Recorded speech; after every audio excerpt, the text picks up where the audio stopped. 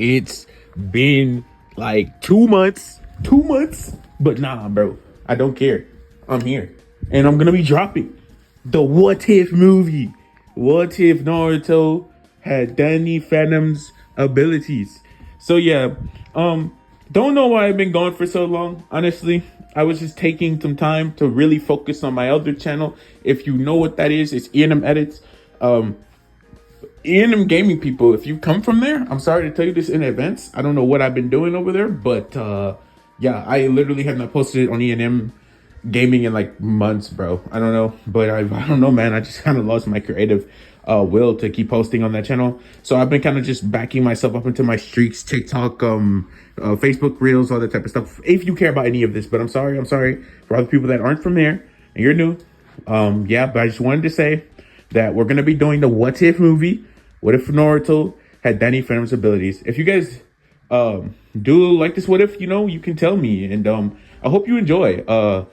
This took me like 11 pages of scripting towards the end part. So yeah, but without further ado, let's get into the What If movie right now. Okay. So we start this story off with some really interesting stuff happening. So in the main timeline, you might remember that Obito was all like, hey, well, we got to go get the Nine Tails so I can, do the, all the 10 Tail stuff. So this would all play out like before. Actually, nothing really changes at this point. Kurama is still sealed into Naruto. Naruto is still like just this kid who is, about to get sealed with the Nine Tails. So that would all happen. But one thing that would happen in this moment that would be very different from like the rest of the story is at this moment in time in another world in the Danny Phantom universe. Danny Phantom had just been defeated by the ultimate evil Danny Phantom, from the evil timeline of Danny Phantom, the one that ended up unaliving all his family, and then Vlad took like out the ghost half, and then he fused with like Vlad's ghost. Yeah, so if you actually read the comic book series, you would know that he actually escapes and Danny has to fight him again. And so in this fight, we would see Danny actually be on the brink of loss. So with that being said, Danny would say, as one last ditch effort, I'll run into the ghost zone to avoid him, and he promises to come back and defeat evil Danny or whatever, and avenge his friends or whatnot. To go back to Amity Park, which is where the show takes place, if you don't know, and you're just watching this for just to watch it, I guess. I don't know. So anyways, Danny hijacks it into the ghost zone, getting away from evil Danny before he can finish him off, to evil Danny's dismay. And of course, Danny would go into the ghost zone. Now, if you don't know, the ghost zone is kind of like this place with like separate realities and stuff. It's completely endless. So Danny on his last legs going into this thing would drift for who knows how long. Like he drift for like 10 years because ghost zone time, I think, is different than human time. So yeah, he would drift there for like long periods of time until eventually he just accidentally falls into this portal because, well, Danny's unconscious at this point. He can't really do anything. He's just unconscious. So after going into this portal, Danny would come out in a weird place on Earth, surprisingly enough. And Danny would think, oh, it appears that maybe I'm back on Earth. Mind you, he fell on the ground from up like above because he was unaware of any of this. So Danny, seeing his surroundings and inhabitants, would be kind of confused. He would think, oh, I'm going to definitely become unalived if I don't do something quickly to preserve myself, because like I said, Danny was in serious critical condition at this point. So Danny would start flying around very slowly, looking for some way to keep on going, to stay alive. But this is when he would see Minato, and he would see like this giant fox, and he'd see Kushina there as well, holding down this giant fox. And basically what would happen here is Danny would see this little baby on the ground and think, what is going on here? This is so strange. This has never happened I've never seen any of this before. Danny would start to think, is he really on the same Earth that he left? Because yeah, this is a really weird sight to see. Ultimately, Danny would come out of the shadows and ask, hey, what are you doing? What are you going to do with that baby and all that stuff? Minato, being shocked by Danny's presence, would be extremely confused, but what he would notice first is how just in critical condition Danny truly is. And he would seriously be like, whoa, what's wrong with you? Like, you look like you're about to be perished or something. He thought Danny was about to, like, just become, like, unalive. And so ultimately, he just asked Danny these questions. And, well, Danny is like, well, I come from Earth. I'm Danny Phantom. He would tell him his name. And so Minato would be like, well, okay, so what are you exactly? And then he would say, I'm a ghost. And Minato really not having time to think about half of this stuff. Because I understand this conversation is happening pretty quickly because Kushina clearly can't hold the Nine Tails forever. So Minato wanting to actually help this kid, Danny, because it looks like he's about to be cooked. And Danny having told him some of what happened to him and how he vowed to go back and save Earth. But frankly speaking, he's on Earth and it doesn't really like it's in that bad of shape. He'd be really confused. Minato would say, all right, kid, I don't really know what I can do for you, but considering you said you're a ghost or something, I'm going to do this here. So what would happen here, and I know this sounds kind of crazy, but Minato would come to the conclusion that the best way to help Danny would probably be to seal him inside of Naruto because, well, yeah, you can seal people into others in Naruto. We see this with Orochimaru. We see this with other things.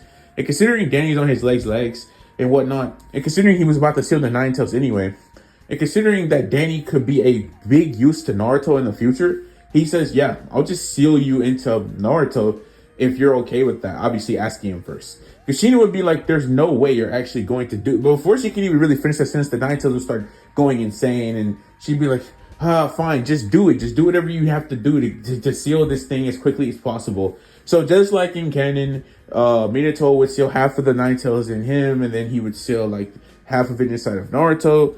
And then he would seal Danny on top of that with like some high level Uzumaki sealing jutsu.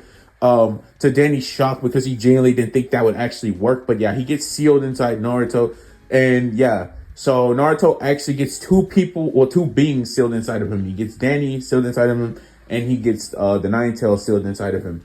Which, by the way, really was the only way for Danny to live at this point, considering he was literally on death's door. And he was like extremely tired. So yeah, Minato came to the conclusion, instead of letting a powerful kid like this go to waste, he just seal him inside Naruto. Why not? We see, like I said, we see this with Orochimaru and all that stuff. So anyway, after having all this happen, Hiruzen comes, and he's like, oh, Naruto. And he just automatically assumes Naruto's the Nine Tails Jinchuriki. But what's even weirder is Naruto appears to have, like, different hair. He would have glowing green eyes and white hair. He'd be really confused what's going on with Naruto. But just as he can question this, all of a sudden, Naruto's hair and eyes would turn back to their normal colors of yellow and like blue, I think. And ultimately, Hiruzen would think, what is up with this kid? But he doesn't have time to question any of this. So he just takes Naruto back to the village. And he's like, okay, I'm going to protect you. He makes a promise to Kushina and Minato, blah, blah, blah. All this stuff happens like in canon. And then we get to the part where actually we can officially do a time skip. So ultimately, what would end up happening is we return to when Naruto is around, I think, the age of 4. And he's like, oh, okay, so what is going on? Because flashback, Naruto would just be sitting there one day and he'd be in Hiruzen's office. Because this is, mind you, before Hiruzen, like, just gets rid of Naruto, which is like around age 5. And so Naruto would be like age 4. And some weird stuff starts occurring to Naruto. One, Naruto starts having these weird dreams, these weird nightmares of this weird person who's just going around and destroying things with these lasers and just destroying everything. And he looks like he's in an unfamiliar area as well. He's just lost and confused. So he'd just be really curious what all these images and stuff are. But yeah, so he would continue to keep having these dreams until eventually they all come to a head one day. Naruto would be like going outside and he would be like, oh, okay. He sees like these kids and like they're all playing and whatnot. And I think this was actually before Naruto. I'm going to say this. It was before Naruto would have been leaked to be the Nine Tails Jinchuriki. So kids weren't as mean to him. Plus he was living with Hiruzen and this was actually known. So ultimately they wouldn't be like bad to Naruto at this point. Like at this point, he's like 4 years old, bro. He's 4 years old. Like, come on. So ultimately, they'd want to play. And while he was playing, one time a ball would go into a tree, and Naruto, being the knucklehead he usually is, would just think like, "Oh, I'm gonna go get the ball." But at this moment, Naruto would actually trip, and before he could fall into the tree, he would just phase right through the tree, which would shock all the kids, including Naruto himself, because he'd be like, "What the freak just happened?" And if you guys didn't know this, Danny can actually use some of his powers in base. He doesn't actually have to transform completely to use all of them. But yeah, so he would just ultimately phase through the tree and then unphase. He'd be literally like confused and scared because he doesn't understand what's going on. And just so you know, just like Danny, Naruto wouldn't have control over these powers when he first gets them either. So he'd be extremely confused in what the heck just happened and what's going on. So ultimately, the kids would call Naruto a freak and run away, being very afraid of him, which Naruto himself would even be afraid of his own self because he's like, what the heck just happened to me? Ultimately, Naruto would then go to Hiruzen's office and start telling him about this, but Hiruzen not really believing it, although he does remember the encounter with Naruto's weird hair and eye color, but he doesn't really take any mind to that and just thinks it was a really weird effect of the QB or something, and says, "Well, Naruto, I didn't see it, and I don't really think that's possible, so I'm going to go ahead and just dismiss you." And he just dismisses all of Naruto's like things, and Naruto's like, "Oh, well, all right, fine, but I'm telling you what happened," and Hiruzen just won't believe him. So anyways, Naruto officially getting angry at Hiruzen because he just doesn't believe this story. We would then see back to the present, because remember that was a flashback. And ultimately, we would see Naruto now starting to get more accustomed to these powers because it'd be 6 months after the event. So basically what we would see happen here is he would be really confused. He'd be like, okay, so it appears that I can turn my body somewhat invisible for some reason.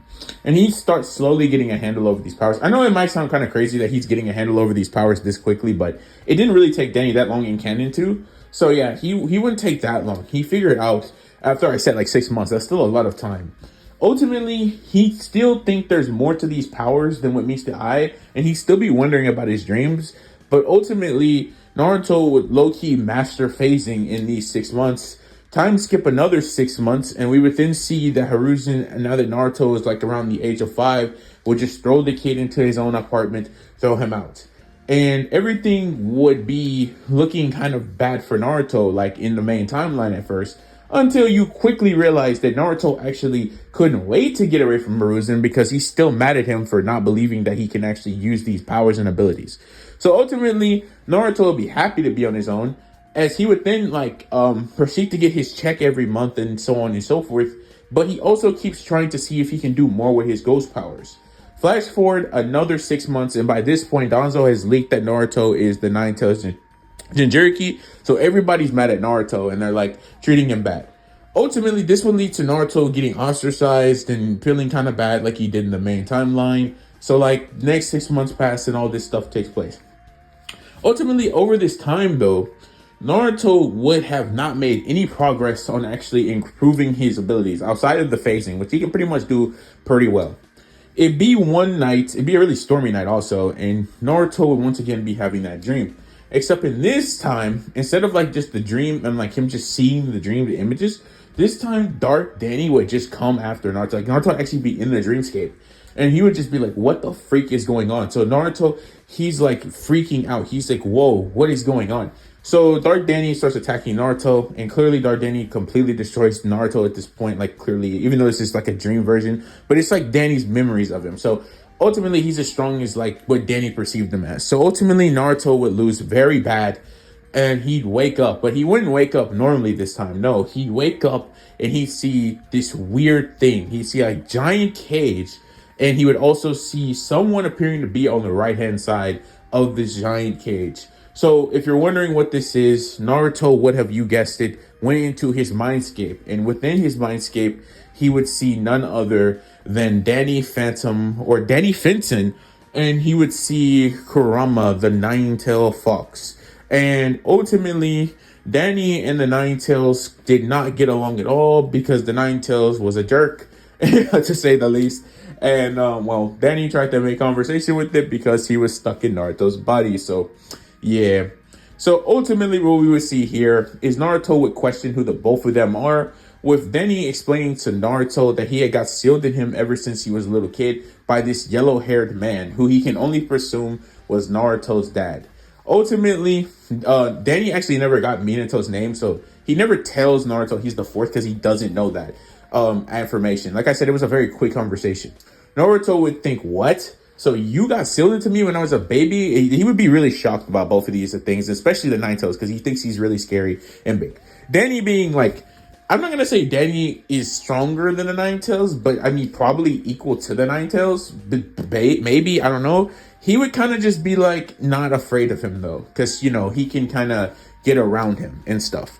But ultimately, with all this happening, we would just see Naruto being shocked about these stories, about these revelations. And ultimately, he would question why he's been having these dreams and if they know. And then he tells him that because he was still inside of him, that he's seeing his memories from the worst parts of his life, which was basically failing to beat Ultimate Evil Danny.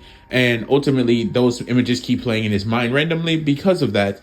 And he tells Naruto that because he's still inside of him, it's going to be up to him to pay back.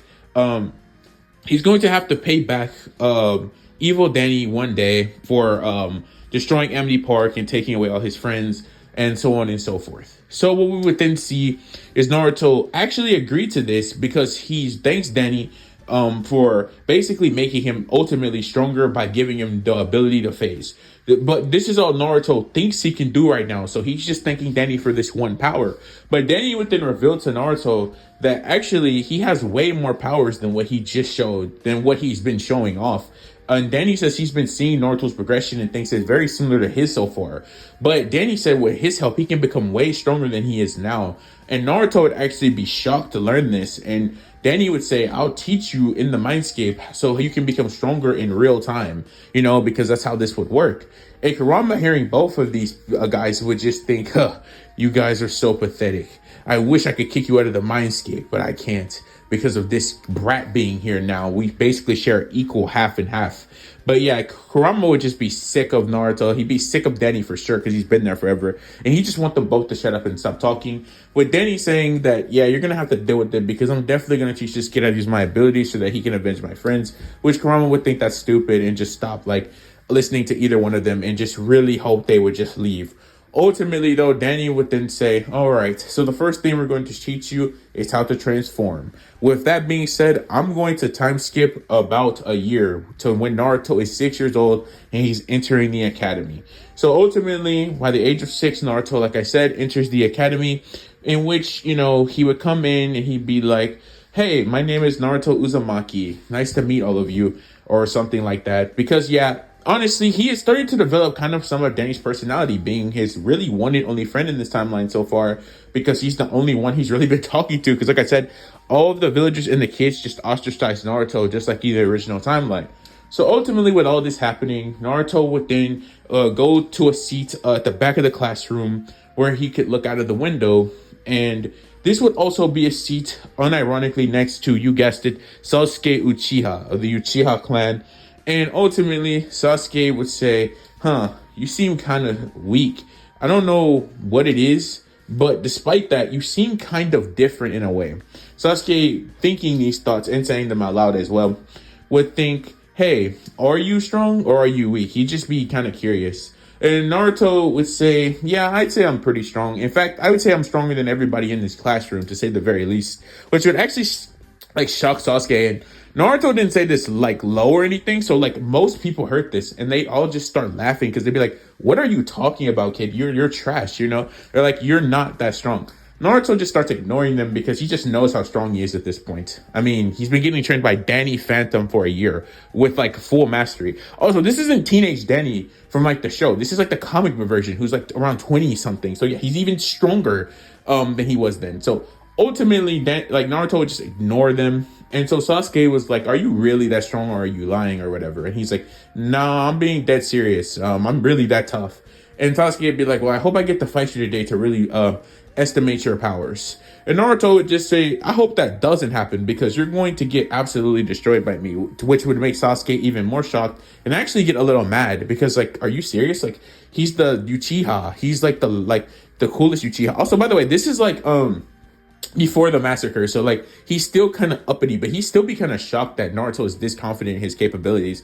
But nonetheless, we would then see Aruka come in and be like, "Hey, everybody, find a seat and sit down." Naruto and Sasuke already sitting next to each other, but this is when Sakura and Ino coming in up from stairs would be like, they'd be walking up the steps and they'd be like, "Hey, Naruto, move from your seat because we want to sit next to Sasuke-kun or whatever."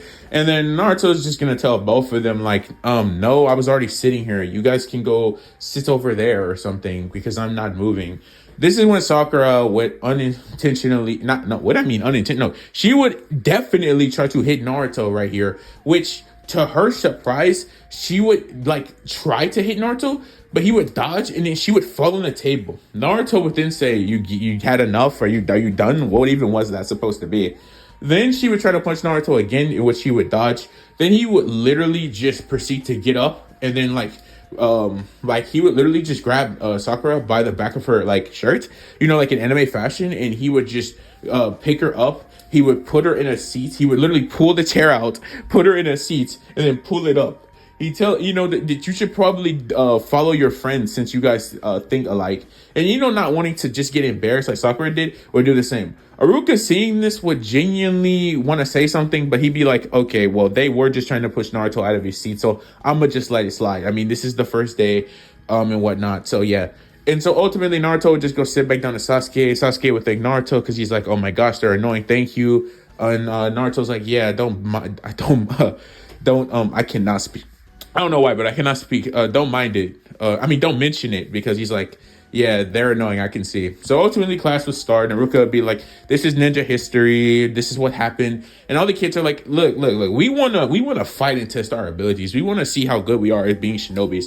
And Ruka would say, "Okay, hold up." So the class would go on for like another 30 minutes, and then ultimately we would then have Ruka say, "Okay, now we can get to the part where we test your ninja abilities to see where you are right now and all that stuff," which the kids would get really excited about. So the test would then start, and the test would then start with like, who can throw kunais at a dashboard, which Sasuke would completely outshine everybody, including Naruto, because Naruto wasn't practicing with kunais, right? So like, he would just like destroy Naruto in this. Naruto would like a chump in this part of the test, by the way, and everybody would just start laughing at him because he's really that bad at throwing kunai, because he just doesn't do that. So ultimately, what would then happen is we would then have like the unison sign circle like matches where we would then test everybody's abilities. This is where things take a quick turn for Naruto, because this is what happened. So basically, Aruka would give us the iconic fight between Naruto and Sasuke. He'd be like, "Sasuke Uchiha, step up to the unison sign circle, and you too, Naruto Uzumaki." So they both go up there, they perform the unison sign, and you say whoever gets out of the seal first, or whoever can take the other one down the fastest, would win. So at this moment in time, Sasuke's thinking, "Okay, I can't believe I actually got to see how strong this kid is first day." So Sasuke would think, "Okay, I'm going to show this kid who's really the top dog." And all the Sasuke fangirls would just be cheering in the background going like, "Yeah, Sasuke, yeah, do it. Beat him up, beat up Naruto," because they don't like him and stuff.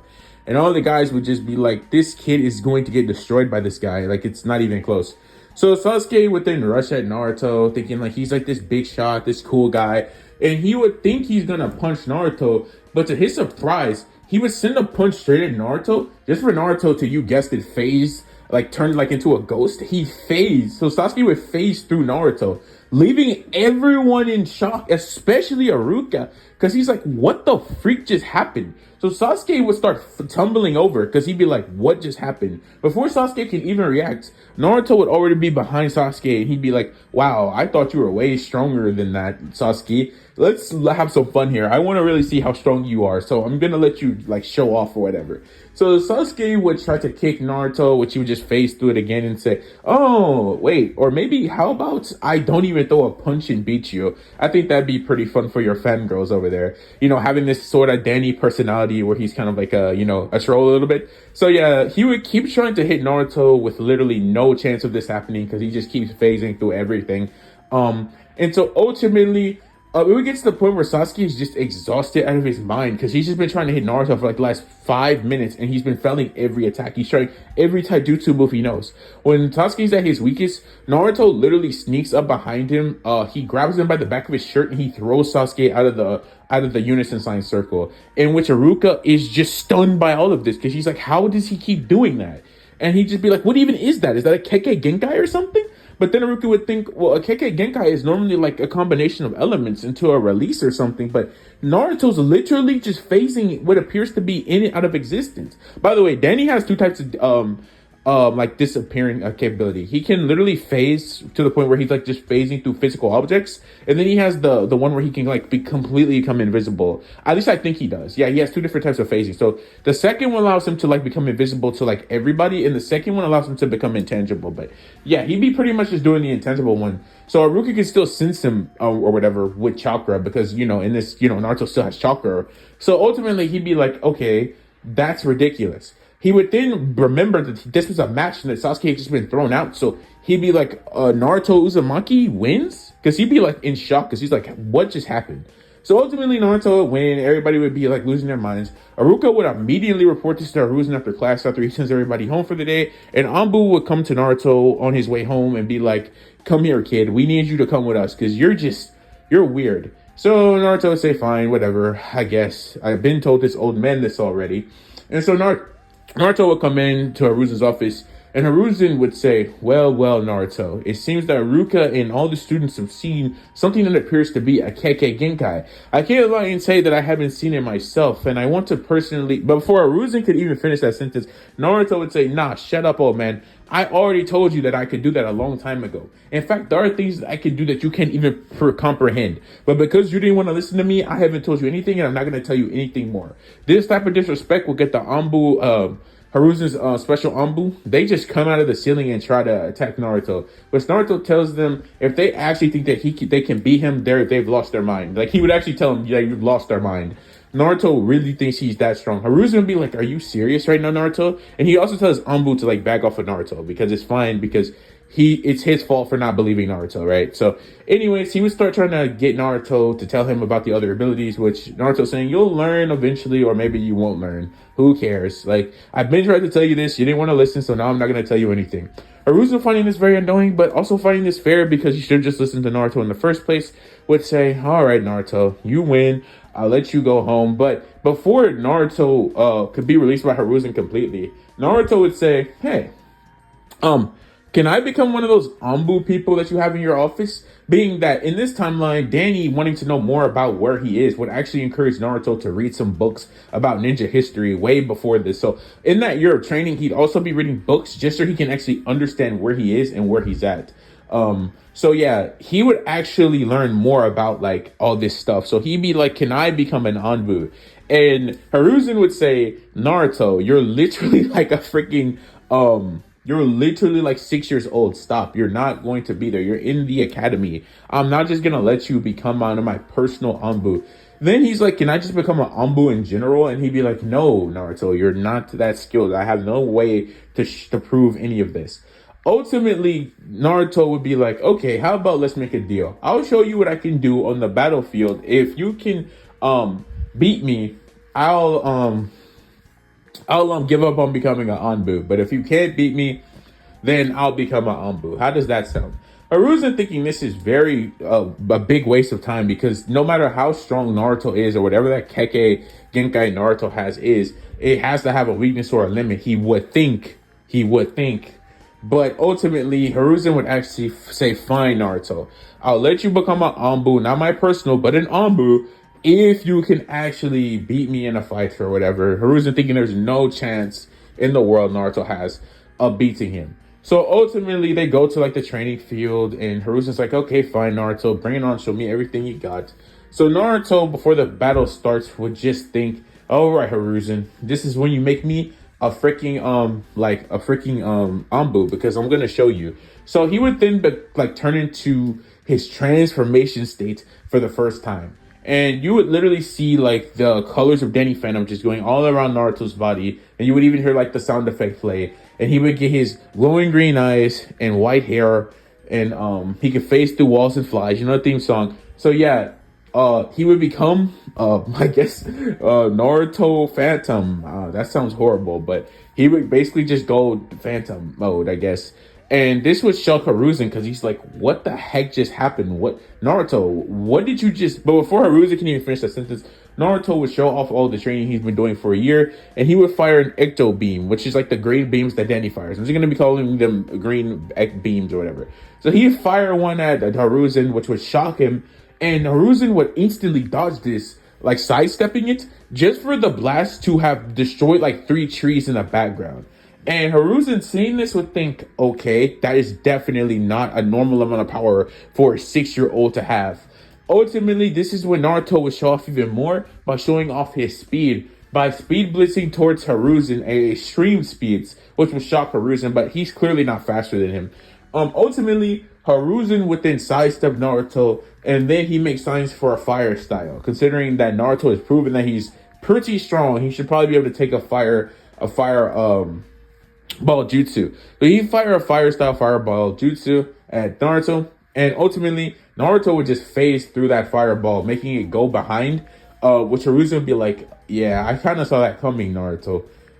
You being able to do that. Hiruzen would then try to rush at Naruto because he can still kind of sense where he is. He can't really completely see him or whatever, but he can kind of sense him still. He's not completely intangible. This is when he would then go and completely intangible for the first time, and Hiruzen can't even sense him anymore. So then he just goes behind like Hiruzen, and then just kicks him in the back, and then he punches him in the face, and then he punches him in the stomach, and then he uses 2 hands, makes 2 ecto beams in front of Hiruzen and just fires it at him. Sends Hiruzen going through like 3 trees. Hiruzen's like, oh my gosh, this power is actually way more like powerful than I thought it was. Ultimately, this is when Naruto would like come like out and be like, yo, Hiruzen, have you had enough, man?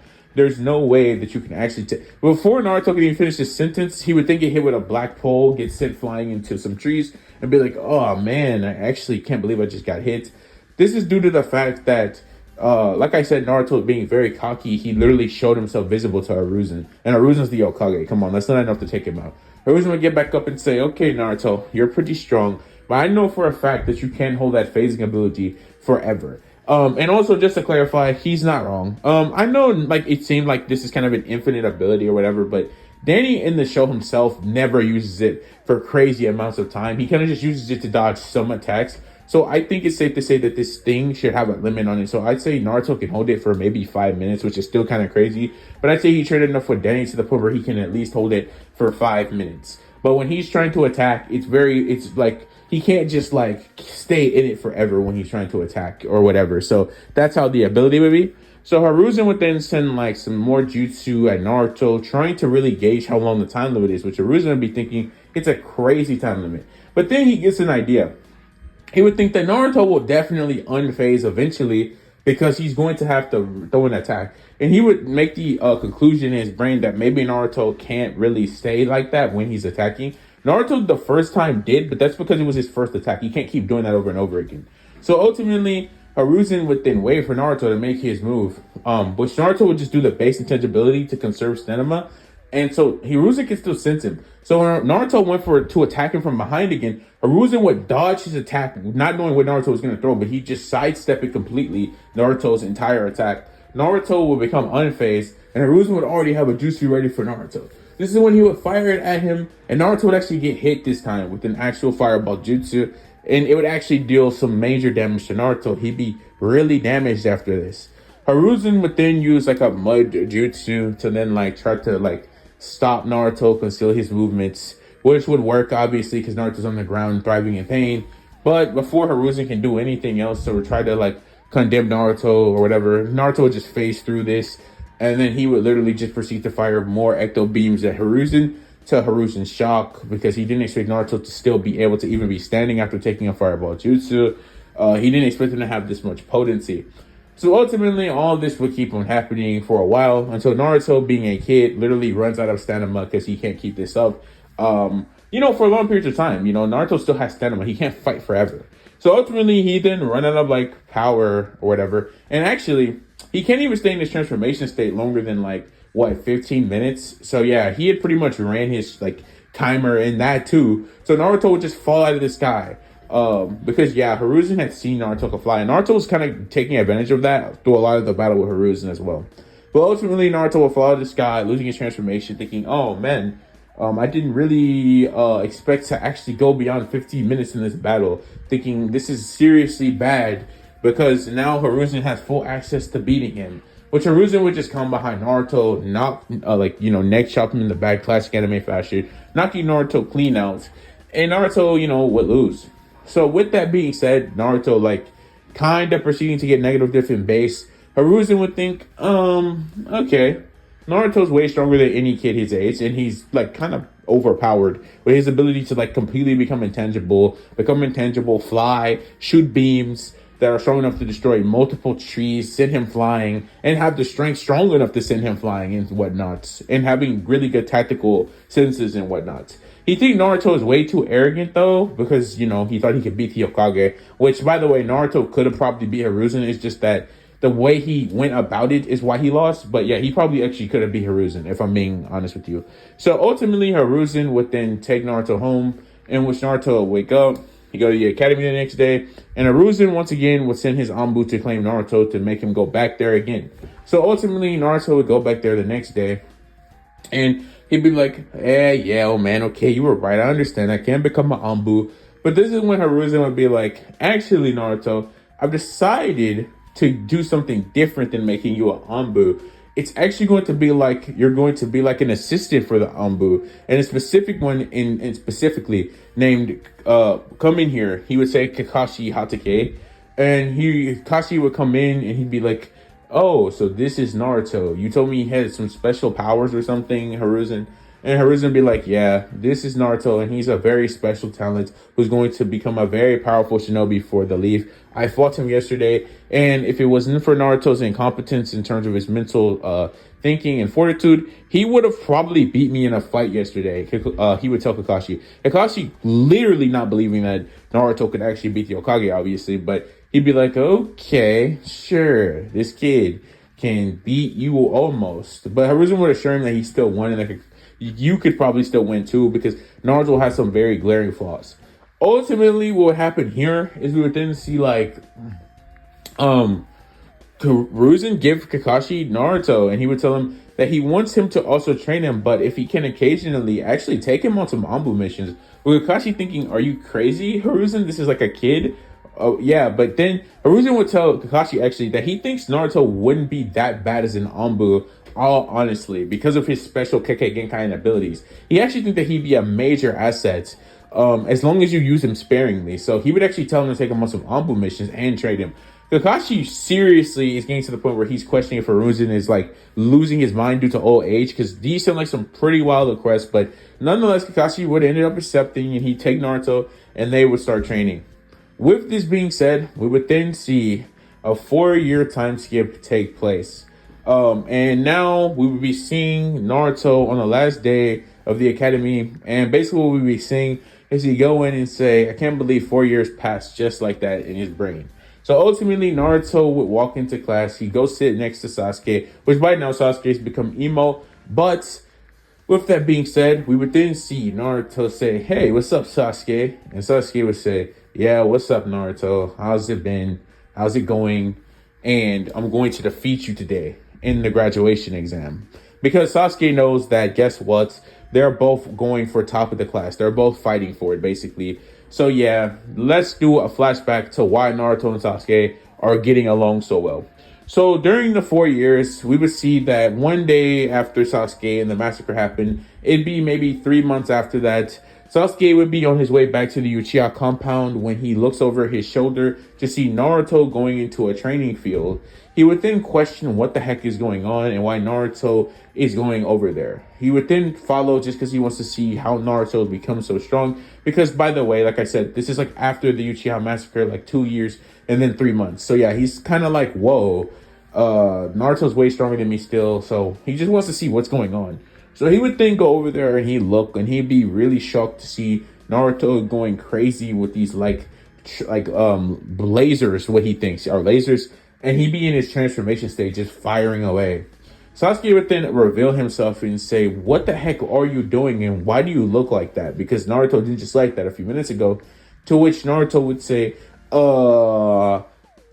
nothing, and then he would try to get away, but Sasuke would say, don't need in running from it now. I've already seen. Besides, I don't really care. I just want to know, how did you get this strong? What are these powers? Do you have some special ability? And maybe, just maybe, Naruto, could you maybe help me get stronger to defeat my brother potentially? Because, well, you seem very strong, and I have to admit you are stronger than me right now. This would be taking everything Sasuke has in him to say this. So yeah, but ultimately Naruto would be like, I don't know, but having Danny speak in his head, he would actually tell him that this kid can become a really good friend for you. So maybe you should do this, because Danny's been seeing Naruto's lifestyle, and frankly, he only has him as a friend, and that's about it. So he would try to urge Naruto to have some friends like Tucker and Sam from, Danny's world. You know what I mean? So Naruto would then change his mind at the drop of a hat and say, you know what, why not? Let's train together or something. So ultimately, this was this would start the friendship of Sasuke and Naruto officially, as they would come from the training fields a lot and train. But Naruto couldn't go there all the time simply due to the fact that, well, he had to train with Kakashi, and he was going on Anbu missions in secret because nobody in the village knew that was actually happening. Just Hiruzen and Kakashi did. And obviously, Hiruzen's private Anbu. Danzo would get word of this, but frankly, seeing all this stuff about Naruto that he had just been in crazy intel about, Danzo would actually think it better to not even try to take Naruto for himself, just because he thinks Naruto might be too strong. Because he had heard from Hiruzen himself, because Hiruzen, not thinking Danzo's up to any shady things, would just blatantly tell him that Naruto could have beat him. And Danzo thinking, if Naruto could have beat Hiruzen, you know what I mean? Like 2 years ago, I'm pretty sure maybe now he can probably beat me, which is probably not a good idea to go try to fight Naruto. So ultimately, what we would then see is these two will become good friends here. And this would ultimately make Sasuke become way stronger. And in the main timeline, this would obviously make Naruto way stronger than in the main timeline. And this would actually make Naruto and Sasuke even closer than in the original main timeline.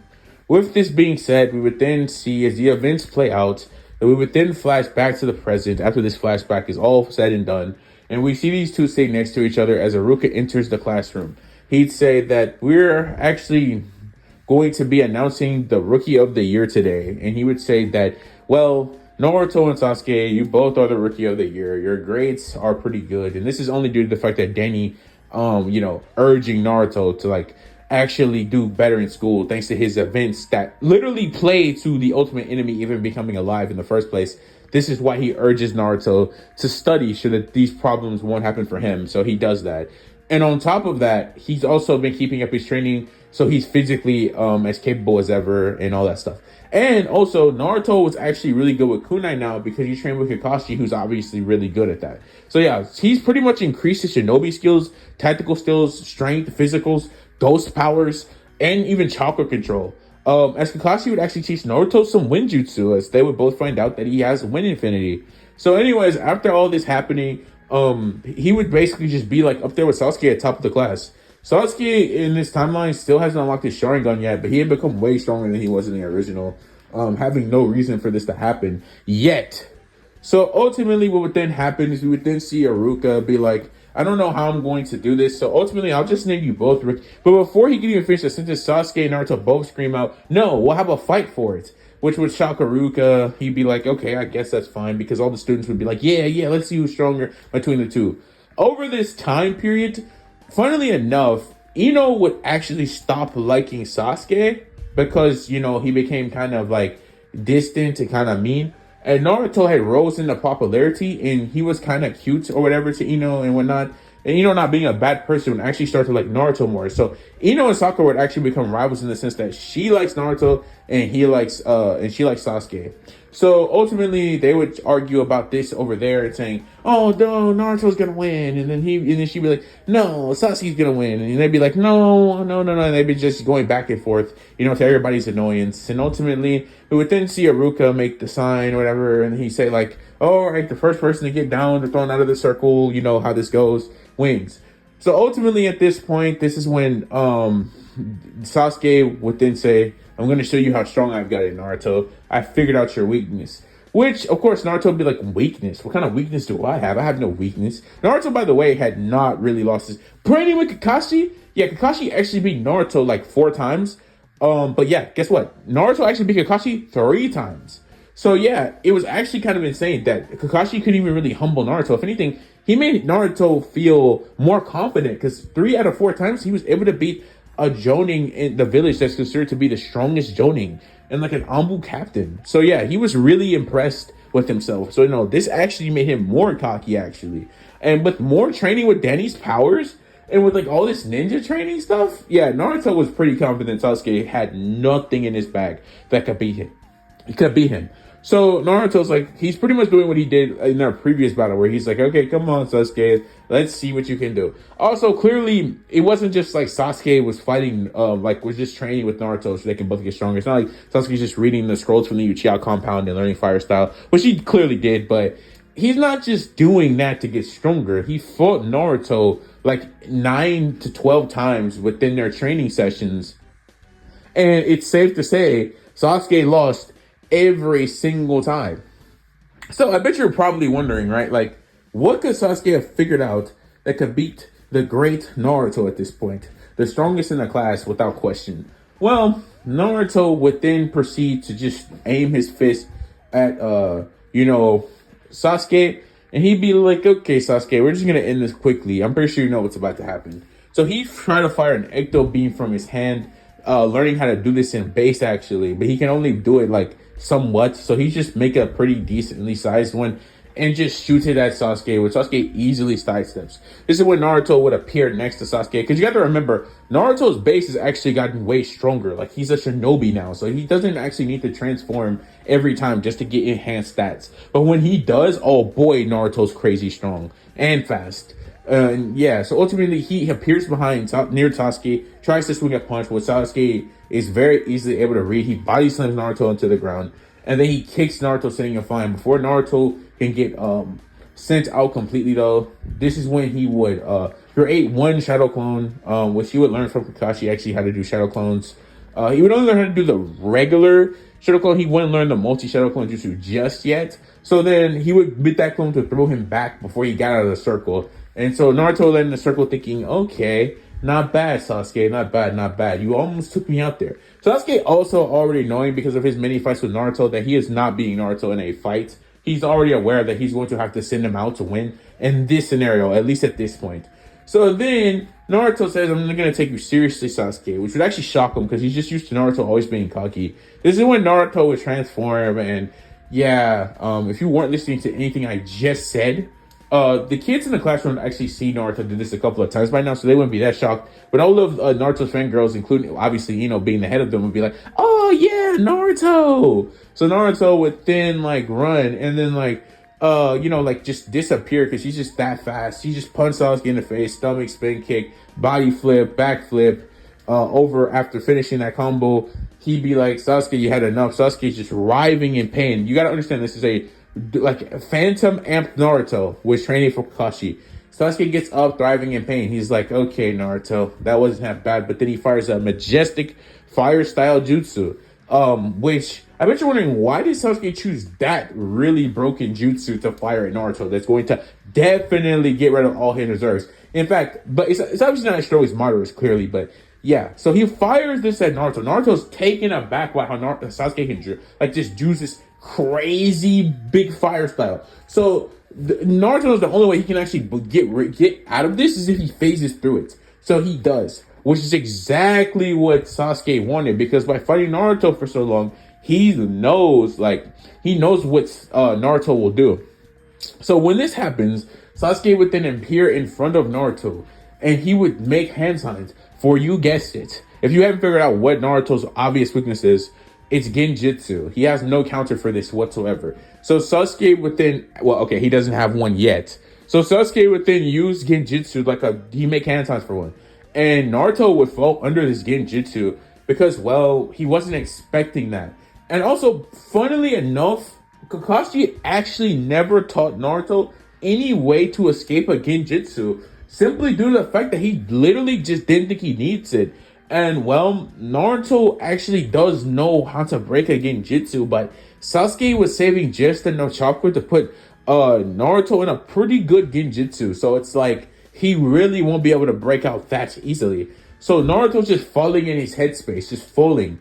And he's like, oh no, this is bad. This is bad. I can't break out of this. I'm not that skilled at breaking out of genjutsu. So in the real world, Naruto is just standing there and he's like completely like just capable of being taken down. So Sasuke then chuckles and then just rushes at Naruto, slamming his fist into his stomach, punching him in the face, sweeping him, grabbing him, body slamming him, throwing him on the ground, grabbing him by the leg, and he does like the dragon throw from Dragon Ball Z, and he throws Naruto out of the ring. And then Naruto starts tumbling on the ground, falling out of the ring. Just as all of this finishes, Naruto would actually be able to break the genjutsu and then come back into reality, just to find himself laying on the ground, pretty beaten and in pain. And he'd be like, are you serious? Then he looked at Sasuke with real anger in his eyes, because he would say, Sasuke, that was so cheap the way you just beat me. But Sasuke would not care about any of this. And for the first time ever, Sasuke would actually beat Naruto in a fight. And just to say, he was feeling really good after losing to Naruto like 12 times. So ultimately, Naruto would be frustrated by this, but Iruka saying that Sasuke won fair and square, that he would then be claimed the Rookie of the Year, which would really make all of Ino's and her supporting fangirls of Naruto get really mad. They'd be like, boo! No way! He cheated using Genjutsu, which Sakura and the rest of the Sasuke fangirls would be like, yeah, Sasuke, that's right. Show him what you can do. I knew you'd win, all that nonsense. So ultimately, they go back in. Haruka would be like, show up the next day. We're going to show you guys to your new Jonin Sensei teams. And yeah, so that would happen. And like I said, Sasuke would be Rookie of the Year. Sasuke and Naruto would be walking home when Naruto would just keep talking to Sasuke about how he basically cheated, with Sasuke saying, nah, I just won. You gotta learn how to get over that weakness. It was easy for me to exploit, so it'd probably be easier for someone else to exploit as well. Which Naruto would actually agree with this, because he literally had no counter once Sasuke did that, which is insane. So after this happens, Naruto will go to his apartment, Sasuke will go to the Uchiha compound, they go home, they go to sleep, and the next day, we would see them both go to class again to get with their Jonin Sensei. During this time, Naruto would then learn from Iruka that he's going to be on Team 7 with Sakura, Haruno, Sasuke Uchiha, and him, of course. Which would actually shock Naruto, because Sasuke and him are both top of the class, so he'd be shocked that they put two people at the top of the class with each other. But the reason for this is because Hiruzen honestly wanted the last Uchiha, who clearly he had seen through his crystal ball, was becoming very friendly with Naruto, and Naruto becoming very friendly with Sasuke, to be on the same team. He put Sakura there because she was mother class, and he genuinely thought that maybe those two could rub off on her and make her, a more tactical fighter, or make her lock in. Oh boy, was Hiruzen wrong, because basically what he did was put Sakura on a team with a guy that she thinks is pretty cool in Naruto. Not really hating Naruto this much in this timeline, because Naruto's more like a regular kid. He's not bouncing, jumping around, due to kind of developing a Danny personality from being around him so long. And then we would have like Sasuke, her crush. So yeah, Sakura's feeling pretty good. Ino would be extremely mad about this, because she actually gets to be on a team with Sasuke, which to Ino in her brain, she thinks Sasuke's still pretty cool, like, Sakura views Naruto, but she really wanted to be on the team for Naruto's sake. Before she could go with her team, Ino would go to Naruto, give him a bento box, blush, and say, this is for you, which Naruto would take with, thinking nothing of this, which Hinata would notice and get really mad, because in this timeline, just like all others, Naruto would save her as a kid, very easily, in fact, because, this was like, around the age of 6 or something? Yeah, Naruto, no, this is around the age of, 5? 5, right? It was 5? Yeah, Naruto had already mastered phasing, so he would easily beat those kids by that point. So he would easily save Hinata, which, by the way, in this timeline, Hinata didn't even know Naruto was the one who saved her, but he did save her. But Hinata would just naturally still grow a crush on Naruto, due to the fact of how he acts and behaves and all that good stuff. So ultimately, she'd be pretty mad about this. Ino would go with her team. Naruto would be feeling pretty good because he gets to eat food. Sasuke would be mad because he's hungry at this point, and he didn't eat anything this morning because, well, he was late. And Sakura would be like, yeah, pig, blah, blah, blah. Yeah, do what you do. And Sakura would actually give Sasuke a 1, and he'd be like, actually grateful because, like I just said, he's hungry. And so this would happen, and then they would be like the last students in the class. Kiba would call them all chumps, which I don't really know why he calls them that, because, right, like, this is the last Uchiha, technically almost the last Uzumaki, and, well, Sakura being in the middle of the class, I don't really know why he called them chumps in the original, but since he did it there, he'd do it here, and which they would all just collectively ignore him. So anyways, after that happens, We would then see Kakashi come in 3 hours late talking about someone got lost on the path of life and whatnot, which Sasuke and Naruto would actually not care about at all because they were both already gone. Yeah, Sakura would be left there by themselves, and she would tell them that they're on the roof and they're like training or something. They said they were going to go do, which Kakashi would say, "All right, great," because that's exactly where I was gonna say go. So he would tell Sakura to go up there, and so yeah, he would go up there, see Naruto and Sasuke training, like and what have you. He'd be like, "What's going on up here? You guys can wait for me in the classroom." Which the reason for this is because Naruto told Sasuke that he already knows their Jonin Sensei very well, and also Sasuke knew he knew him because, well, yes, Naruto told him why he was always leaving training and stuff early, which was to go train with Kakashi. He didn't tell him about the Ambu stuff, but yeah, he did tell him about that. And yeah, so he already knew that he was going to be late. They both knew he was going to be late. So yeah, after they ate their food that they were given from both Sakura and Ino, they would just like go up there and start training. They were like, I'm not wasting my day waiting on this guy. So ultimately, they would then be told by Kakashi to take a seat. I do like your guys' drive though. Obviously, already knowing Naruto has one and whatnot and training him already. So yeah, they would all sit down. Sakura would say, I want to be a good wife to a certain someone. And then Sasuke would be like, I don't have a dream. I will make it a reality. I'm going to defeat a certain someone, which he's talking about Naruto. And then he says he's going to unalive another certain someone, talking about Itachi. And then Naruto would be like, I want to become the strongest in the village and maybe become Hokage. And I want to help someone else avenge, their life or avenge their loss or defeat someone. Which would actually shock Kakashi because Naruto never told him about Danny. He never told him. In fact, scratch that. Naruto hasn't told anyone about why Danny is inside of him. He's told no one why he has these powers. He makes them all think it's a Kekkei Genkai, but it's really not. It's just Danny's ghost powers. And he hasn't told anyone the truth about any of this.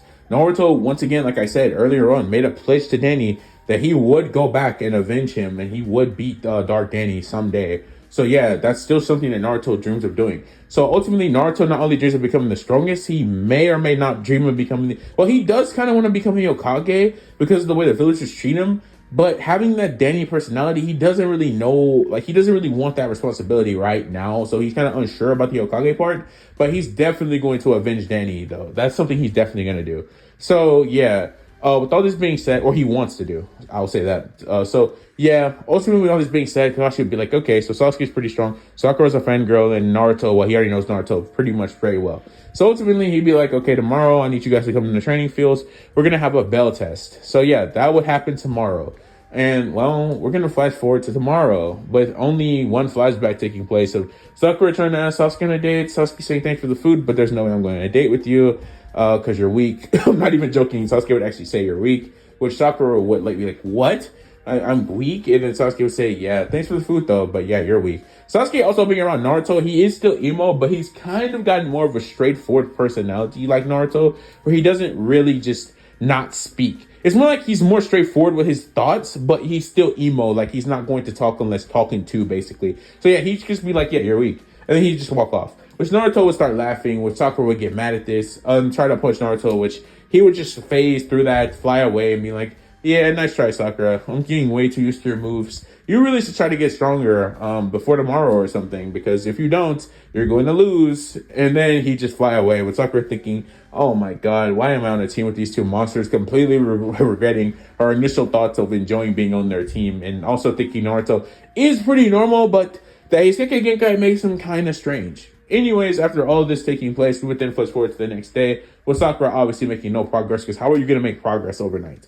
She'd be very nervous, because she'd be like, I wonder what this test is going to be. Also, Sakura would be the first one to arrive if that wasn't obvious, because once again, Sasuke already was told by Naruto, because they actually did end up meeting on their way home before Sasuke went into the Uchiha compound, because Naruto flew to him and told him, look man, enjoy your morning, right? Because he knows Kakashi's going to be late. And he's like, again? So he'd be like, all right, fine. We'll go maybe 2 hours late or whatever. Yeah, and he'd be like, yeah. So they would both decide to go 2 hours late. So Sakura would be there for 2 hours, because Naruto never told her, because he was mad that she tried to punch him. He was just trolling, but he wasn't really mad. He was just trolling her. So ultimately, she'd be there for 2 hours. Is anyone gonna show up? Seriously, did I miss something? So then it would be like 2 hours later after, Kakashi said to meet, and Naruto and Sasuke would be walking in and they'd be talking about something. It's like bro talk. They just be talking about something. But Sakura would be like, hey, why are you guys so extremely late? What happened? And then right as they would get there, so would Kakashi literally like 5 minutes later while Sakura is scolding them, wondering why they were so late. But Kakashi saying, all right, are you guys ready to do this? But Sakura getting extremely upset because how the heck did all three of them show up around the same time? Which would not surprise Kakashi because Naruto is used to how late he is. So he kind of figured Naruto would probably pre-plan in events for this. And he did. And he also even told Sasuke too. Kakashi would say, okay, that's kind of wild. I was hoping that you guys might get along during this time period. But he would also say that I was also really busy doing something else, which Naruto would then, in a comedic scene, along with Sakura, say, if you were busy doing something else, then why did you hope that we would be getting along? Like he knew he wasn't going to be on time or whatever. And so basically he's just saying that to say stuff. So Kakashi would be like, well, none of that. So we're going to go on to the bell test. With Sasuke not caring about any of this and saying, all right, so what exactly is the bell test? Kakashi would explain the bell test is this test where they're going to have to get these 2 bells, and whoever gets them gets to go with them and join the Jonin team. And whoever doesn't get the 2 bells, well, they're not. And they're going to be sent back to the academy. With Sakura getting extremely scared and worried because she's like, well, I'm not that strong, and these 2 are monsters. And she would think for sure that Naruto and Sasuke would get the bells. She would think with 100% certainty that they are strong enough to get the bells. With Kakashi thinking, okay, guys, let's start and begin. In this moment, Naruto and Sasuke would both just decide to jump into the bushes. Sakura would follow behind both of them, jumping into the bushes. But this is when automatically, though, unlike in canon, where Kakashi was like, playing around, reading his book, thinking, oh, I can't think too much of these kids. Remember how I said Kakashi beats Naruto like 4 times, but Naruto beat him 3 times? Yeah, Kakashi, having none of this, instantly puts down his eye and activates the Sharingan, which would shock Sasuke, seeing him from the bushes and thinking, okay, why does he have that? So ultimately, Naruto, Sasuke, and Sakura would all be talking, and Naruto says that he's beaten Kakashi 4 times, which would, not 4 times, he beat him 3 times, which would actually shock Sasuke and Sakura because he's supposed to be a Jonin sensei. So that would extremely surprise them. But nonetheless, they would say, okay, so how do we take him down? What do we do? This is when Naruto would say that we should just do a plan to take him out. It shouldn't be that big of a deal since I can take him down by myself occasionally. It would be pretty simple if we just work together. He said, Sakura, since you're just so in depth about how to fight in general and all this stuff, what you're going to be doing is you're basically just going to distract him for me so that I can get the bells. That's what he would tell Sakura. So he would say, Sakura, this is what I need you to do. And we would then flash forward to after they've made the plan. This is when Sasuke would come out of there and instantly fire 3 great fireball jutsus at Kakashi, which Kakashi would easily dodge, having his Sharingan out. This is when Kakashi, already knowing what was coming next because Naruto has done this tactic so many times, would then appear out of the ground in his face form. So Kakashi can't see him, but he can sense him due to his chakra. Kakashi backflipping away from Naruto, who tried to get the bells. This is when Kakashi would land, but instantly have a kunai aimed right at the bells, which Kakashi would then be like, wait, what? And then he would dodge, completely forgetting about Sakura because of how powerful the other 2 are at this point. It's like just, kind of started taking charge. This is when Naruto would fire 2 ecto beams at Kakashi. And this is exactly when Kakashi would then have to dodge again by jumping into the air this time. Kakashi would make hand signs for a fireball, and he actually sent it towards Sakura, which I know that sounds kind of wild, but he's like, okay, I can't really get close enough to her because I guarantee you that Sasuke and Naruto are covering for her so she doesn't get massacred by me. So he just throws one at her, thinking that Naruto and Sasuke would actually care enough about Sakura to do something. But to his shock, Sakura wouldn't be able to dodge. It would actually get hit by the fireball. It's just, Kakashi being shocked by this, thinking, are we serious? They just let that happen? He'd be feeling really bad about this. But in that moment, he would get hit by Naruto, forgetting Naruto could fly, because he's just shocked by how they just let that happen, caring more about the bells. This is when Kakashi would get sent flying on the ground. He'd be still worried about Sakura, but he'd be like, I guess the test is still going. He thinks it wasn't that powerful. It shouldn't be enough to kill her, he'd think, but that's seriously wild to allow your teammate to do. This is when Naruto had rushed at Kakashi, firing more ecto beams, which Kakashi would easily dodge all these ecto beams. He even sent a kick at Naruto, which he phased through, which Naruto would try to grab the belts once more, which he would dodge. This is when Sasuke would fire a fireball jutsu, and this is when Kakashi would then dodge that and fire another fireball jutsu at Sasuke. Sasuke easily sidestepping this though, and then we would have this going on for a while. It'd be at this point that Kakashi has been extremely worried about Sakura though, because the fact that this is going on for so long, he really thinks she could be in serious danger and threat. So this is when, at this moment, Kakashi would be backpedaling, really struggling against Naruto and Sasuke. But this is when, out of nowhere in the bushes, a kunai would get sent towards the bells. This is when Kakashi would be extremely shocked, and they would actually hit both kunai. It'd be at this moment that Kakashi's leg would be he would fall underneath the ground, because guess what? He fell into a trap. But how did this trap even get here? Kakashi would think. Naruto and Sasuke had made no movements, and they made no clones. He's been had his Sharingan on the whole time. He would have seen them do it. So at this moment in time, we would then see Sakura run out of the bushes at her top speed, grab both bells that flew in the air after she hit him with the kunai, roll on the ground, throw one to Naruto and one to Sasuke, and then yeah, that's it. That's the end of the bell test. That's how it concludes. Kakashi gets sent in a trap that Sakura made. He'd also get the bells taken by Sakura, and he would also have the kunai cut cut Sakura with the bells. He'd be shocked because he was sure for a fact that Sakura didn't dodge the fireball. He'd be even more surprised. He'd be even more sure for a fact that none of them made clones. So he'd be genuinely confused how Sakura didn't die, because he just knows how strong she is. He knows that Sakura shouldn't have been able to tank the fireball.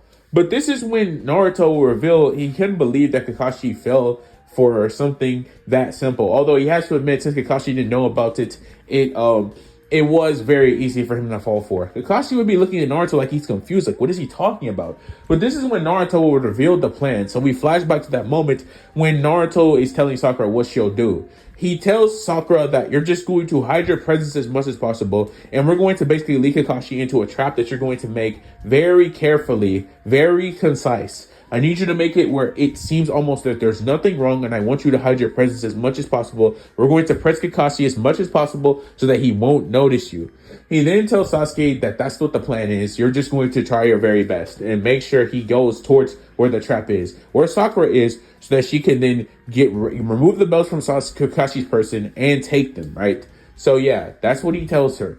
And then Sakura's like, okay, that sounds all good and nice, Naruto, but how the heck am I supposed to get the bells from Kakashi though? He knows I'm gonna be on the field with you. He's not gonna completely forget about me. And then Naruto will respond to Sakura saying, yeah, I'm aware of that, Sakura, which is why I've already thought of that. Basically, what's gonna happen here is I'm gonna make a clone, which Sasuke would immediately tell Naruto that since he has the Sharingan, that's not gonna work, because Kakashi will know if there's a clone. He'll know, and it won't help them beat the test. But just as he was saying that, that is when Naruto would say, oh, you thought I was going to make a shadow clone. No, I'm going to make a clone. I'm going to make a different type of clone, is what he would say. What Sasuke would say, wait, what? How can you make a different type of clone? This is when Naruto would then showcase it. He would then show his body basically multiply into two, and basically another Naruto would just appear, and it wouldn't be like regular it wouldn't be like a regular shadow clone, because Naruto didn't know hand signs. Sakura would be shocked, Sasuke would be shocked, and he would say, what is this? And Naruto would say, this is a new power that I've been working on. It basically allows me to clone myself, an identical copy. And Sasuke would be like, are you kidding me? You got more powers? Sakura would be like, yeah, okay, that's kind of broken, I think, because you can just make clones, Naruto, without any chakra. Naruto would be like, yeah, I guess. And so he would then tell the clone to use the transformation jutsu to transform into Sakura. And he would tell Sakura to go in the bushes and go hide. Obviously, Kakashi with the Sharingan wouldn't be able to see like a freaking ecto clone that Naruto made from Danny's ghost powers, which if you didn't know, Danny can do, just like Vlad can. If you know Danny Phantom lore. So ultimately, this fake Sakura would sit there, take the fireball, which would actually just be Naruto's clone. So he would just phase when the fireball hits and go back into Naruto without Kakashi noticing. And then after that, Sakura, like I said, would do all this stuff. And yeah, making Kakashi think Sakura was out for sure would lead to this being extremely easy for Sakura to, do, which Naruto already knew, being around Kakashi so much. Kakashi would be ridiculously impressed by this high level IQ thinking from Naruto, and he think this was a great showing of teamwork, even incorporating Sakura into it, which he genuinely just thought he might end up taking out with like a freaking Kenjutsu or something. So yeah, but he'd be extremely impressed. So after this happens, he would say, all of you passed because you all work together. And they'd be like, oh, wait, so the bells don't matter? And he'd be like, no, the point of this test was to see how well you guys work as a team. And y'all were able to get the bells as a team. Which once again, he'd say, I'm very impressed by.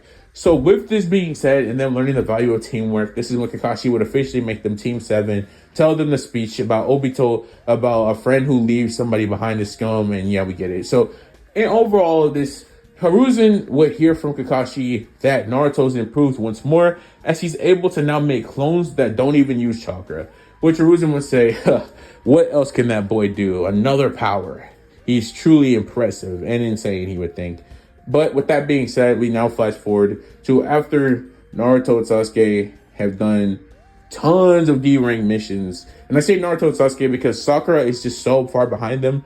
And Naruto and Sasuke are practically cracking up D-rank missions like they're nothing. They've done like 100, which are the most out of any team in the village. So yeah, Hiruzen would be like, yeah, Naruto and Sasuke's talents are getting wasted doing these missions. Like he'd be like, yeah, no, we're not doing this anymore. So they would then be given a C rank mission without them actually even having to ask for it in this timeline. But Kakashi thinking, yeah, it's about time they got some new stuff. But one thing that would change in this timeline, since Sakura got a wake-up call, not really a wake-up call, but Sasuke calling her weak so basically, and Naruto also calling her weak so basically, and being on a team with, well, monsters, she would decide to actually ask Kakashi if she can get some extra training in or something. Since Naruto and Sasuke seem to have like the missions down. So basically with this being said, Kakashi would actually take Sakura to the training field and teach her a couple of things. He'd teach her some genjutsu, considering she's pretty adept at that. And yeah, she learned she has water release, and that's literally it. She would learn like maybe one water jutsu. She'd learn water bullets, which she can fire from, using the water in her body and chakra, obviously. So yeah, Sakura become a little bit stronger, clearly not anywhere near Sasuke. And like Naruto, Sasuke has multiple Uchiha scroll, like fire style, can keep up with Naruto pretty decently. Naruto just literally being able to beat Jonings and even the Hokage, like, come on, bro, no, there's literally no way. But they would then, meet Tazuna. He'd be like, you guys look trash. And the next day would come, Kakashi would tell them to pack. They'd all head to the land of the waves. Kakashi thinking that this is going to be like one of the easiest C-rank missions of all time, because he has Naruto, Sasuke, and he actually doesn't think Sakura's half bad in this timeline, obviously. So what we would then see happen is they would all notice a puddle on the ground. So fun fact, in this timeline, everyone on Team 7 acknowledges that this is a genjutsu. Like, they all acknowledge it because, like I said, Sakura got some genjutsu training for Kakashi. Sasuke is Uchiha, who's also been training with Naruto, and he's also been reading a lot, just like Naruto has. Naruto has been training with Kakashi, and Kakashi, well, he just knows. And since he's been training Sakura and Naruto at this point, they would both know that, like, yeah, this is genjutsu. So all four of them unanimously would figure this to be weird. And before, like, the Demon Brothers could even come out, it's safe to say that, guess what? Naruto, right off rip, would just fire an ecto beam at the puddle, which would make the Demon Mist Brothers jump out, trying to actually escape their attack this time because, well, yeah, Naruto just sent an attack at them. So when this happens, they'd be like, how did he know we were in there? He's just some little kid. The Demon Mist Brothers would try to go Kakashi, which Kakashi was going to do the same thing he did in the original timeline, fake it.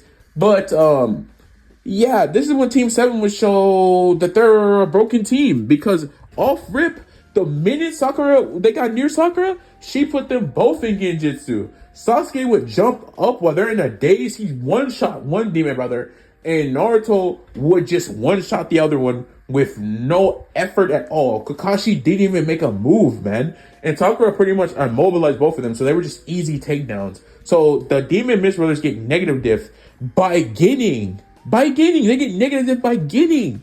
And Kakashi's just shocked by Sakura being this effective, honestly, because he didn't expect her to be that good. That she can get them when they're anywhere near. That's just insane. He think, okay, that's really impressive. She might be talented just yet. So with this being said, Kakashi would question Tazuna about why these type of people were after him. Tazuna being like, oh, well, I lied to you, and I want to still go to the land of the waves. He tries to like, I'm sorry, our village needs me or something. And they're like, fine, sure, whatever. So they're like, yeah, I have, well, a pretty decent getting. I have an elite getting, and I have probably a Joning level person on my team, and then myself who's Joning level. So he'd be like, yeah, sure, why not? Let's just like go. So having no problems with this at all. Kakashi would be like, yeah, fine. And everybody on this team wants to continue forward. And this is when Sasuke and Naruto would give props to Sakura for the Genjutsu, because they did notice it, and they'd be like, oh, we thought you were really weak, but you did good in a comedic scene where Sakura would say, I'm not weak anymore. You guys might be monsters, but I'm going to catch up to you yet. With Sasuke and Naruto laughing, thinking there's no way, but they would still say that was pretty good from Sakura, which would make her blush a little bit. And they would continue to keep going on, with Tazuna thinking that he was very wrong about this team and how capable they actually are. Moving forward, this is when the mist would start rolling in, which once again in this timeline, everyone on the team would think this is kind of weird that this fog is this deep. Especially like Sasuke and Kakashi, because they'd be like, yeah, no, it's no way this is this deep mist. But you know, Kakashi would be like, everybody duck. And they would all duck this giant sword coming at them, and then it would hit a tree, and then we would see it for the very first time. It's, you guessed it, Zabuza Momochi, and he would say, oh, well, if it's a Kakashi of the Sharingan. But he wouldn't just say Kakashi of the Sharingan this time. He would also say, well, I see you've got your little pupil next to you. Well, if it isn't Naruto of the Phantom. And he'd be like, what? Not Kakashi, but Sasuke would be like, what? And Sakura would be like, huh? Who? And then tells him to be like, wait, you're known, little kid, or something? And then Naruto would be like, oh, yeah, that's right. I never told you guys that I was kind of in the Ambu as Kakashi's pupil, which was shock Sasuke, Sakura, and Tazuna. They would all be kind of shocked by this. Kakashi would say, you're not really supposed to tell them information like that, Naruto. With him saying, oh, my bad, I kind of forgot about that. And he would start laughing. With Zabuza was saying, is this kid really the Phantom of the Leaf? Which is what I'm going to be changing that to, because I don't know why I wrote that first and then I wrote the Phantom of the Leaf. But yeah, the Phantom of the Leaf. Anyways, I was acknowledging both of them as being really crazy high prices in the manga book, where I acknowledged despite Naruto's age, he's kind of a menace. And he would already know definitely that Kakashi of the Sharingan or the copy ninja Kakashi would definitely be a problem. So he's kind of thinking that it might be better to not even engage them, because he doesn't know what or why Naruto is called the Phantom of the Leaf. But he does know why Kakashi's called the copy ninja. But he's kind of like, I don't know if I should fight them. I don't know how this would go. He wasn't expecting to run into two Ambu people, right? He wasn't expecting that. So he pretty much decides that he might just dip. But before he can even completely decide what he's going to do, this is when like Naruto, having none of this, would actually just transform into his ghost form and then just start firing ecto beams at Zabuza, which was shock. Zabuza would jump off the tree, grabbing an executioner blade, doing a flip away from the ecto beams, which Zabuza would say, what the heck was that? Oh, I see. So you have a Kekkei Genkai. But he would then think, what kind of Kekkei Genkai even is that allows him to fire those green bolts of energy or whatever the heck they are?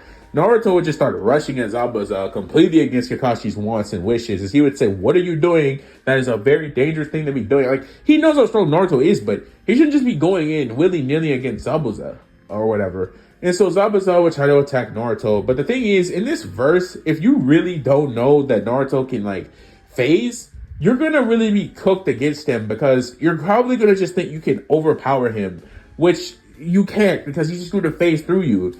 And if Naruto's stronger than you, well, he can just kind of defeat you really easily by phasing through your attack and firing an ecto beam at you, which, yeah, I'm not going to lie, Naruto's also improved the power of these. So he would fire a big ecto beam at Zabuza right in the chest, sending Zabuza flying through like 4 trees, and he'd be like, what the heck was that? It was way stronger than the other ones. Naruto getting extremely cocky at this point, thinking that he had easily like taken down a high level S rank shinobi or whatever. He started loading. Then when Zabuza would then get up and he fired like a water dragon at him, which Kakashi would counter with his own water dragon. Just knowing the jutsu, because he has over 1,000 jutsus, not even needing to take his Sharingan out at this point. Sasuke, thinking that Naruto's taking way too much of this into his own like control, would then come out of nowhere with the majestic flame. He fired, a majestic fireball jutsu, or actually, is it destroyer? Majestic destroyer flame? Yeah, majestic destroyer flame. So he would fire that, and then it would go towards him, and he'd be like, "What is that?" And before Zabuza could even react, he gets hit by this massive jutsu from Sasuke, who, by the way, has become stronger to the point where he can actually like use that jutsu and then still have some chakra left. So yeah, W Sasuke. But ultimately, what we didn't see happen here is Zabuza would just narrowly avoid that. Not really. He got hit by it, but he didn't get hit by the full thing. And he'd be thinking, "Oh my days. So I have to fight that kid, the Phantom of the Leaf, and I have to fight the copy ninja." He'd be like, "No way I'm doing this." So Zabuza then trying to hard tell that. I know that may not sound true or whatever, but two Ambus and then a kid with that type of jutsu? No, Zabuza was not doing this. He would just escape, which, because of the destruction of Sasuke's jutsu, he could just escape in the close foul and then being able to use the mist too. Yeah, he just escaped for the first fight. And Haku doesn't even have to like come in and save him. So, like Zabuza and Haku would just retreat to the land, the mist, the land of waves. Yeah, to fight them there, because no. He was not expecting this. So they would all get props from Kakashi because like they did really well in that situation and forced him to retreat. He wished he could have gotten and taken care of him there, but he sure don't run into him again, so we should get prepared for him. But this is when Kakashi literally not really doing anything in this timeline, because Naruto just kind of came out of nowhere and took control, and then Sasuke just kind of aided him in that. The whole team would just make their way to Tasuna's house after getting in the land of waves, with Sakura, Naruto, and Sasuke finding it like very sad because they all have bad lives there, it seems. So after all this happens, we would then see it.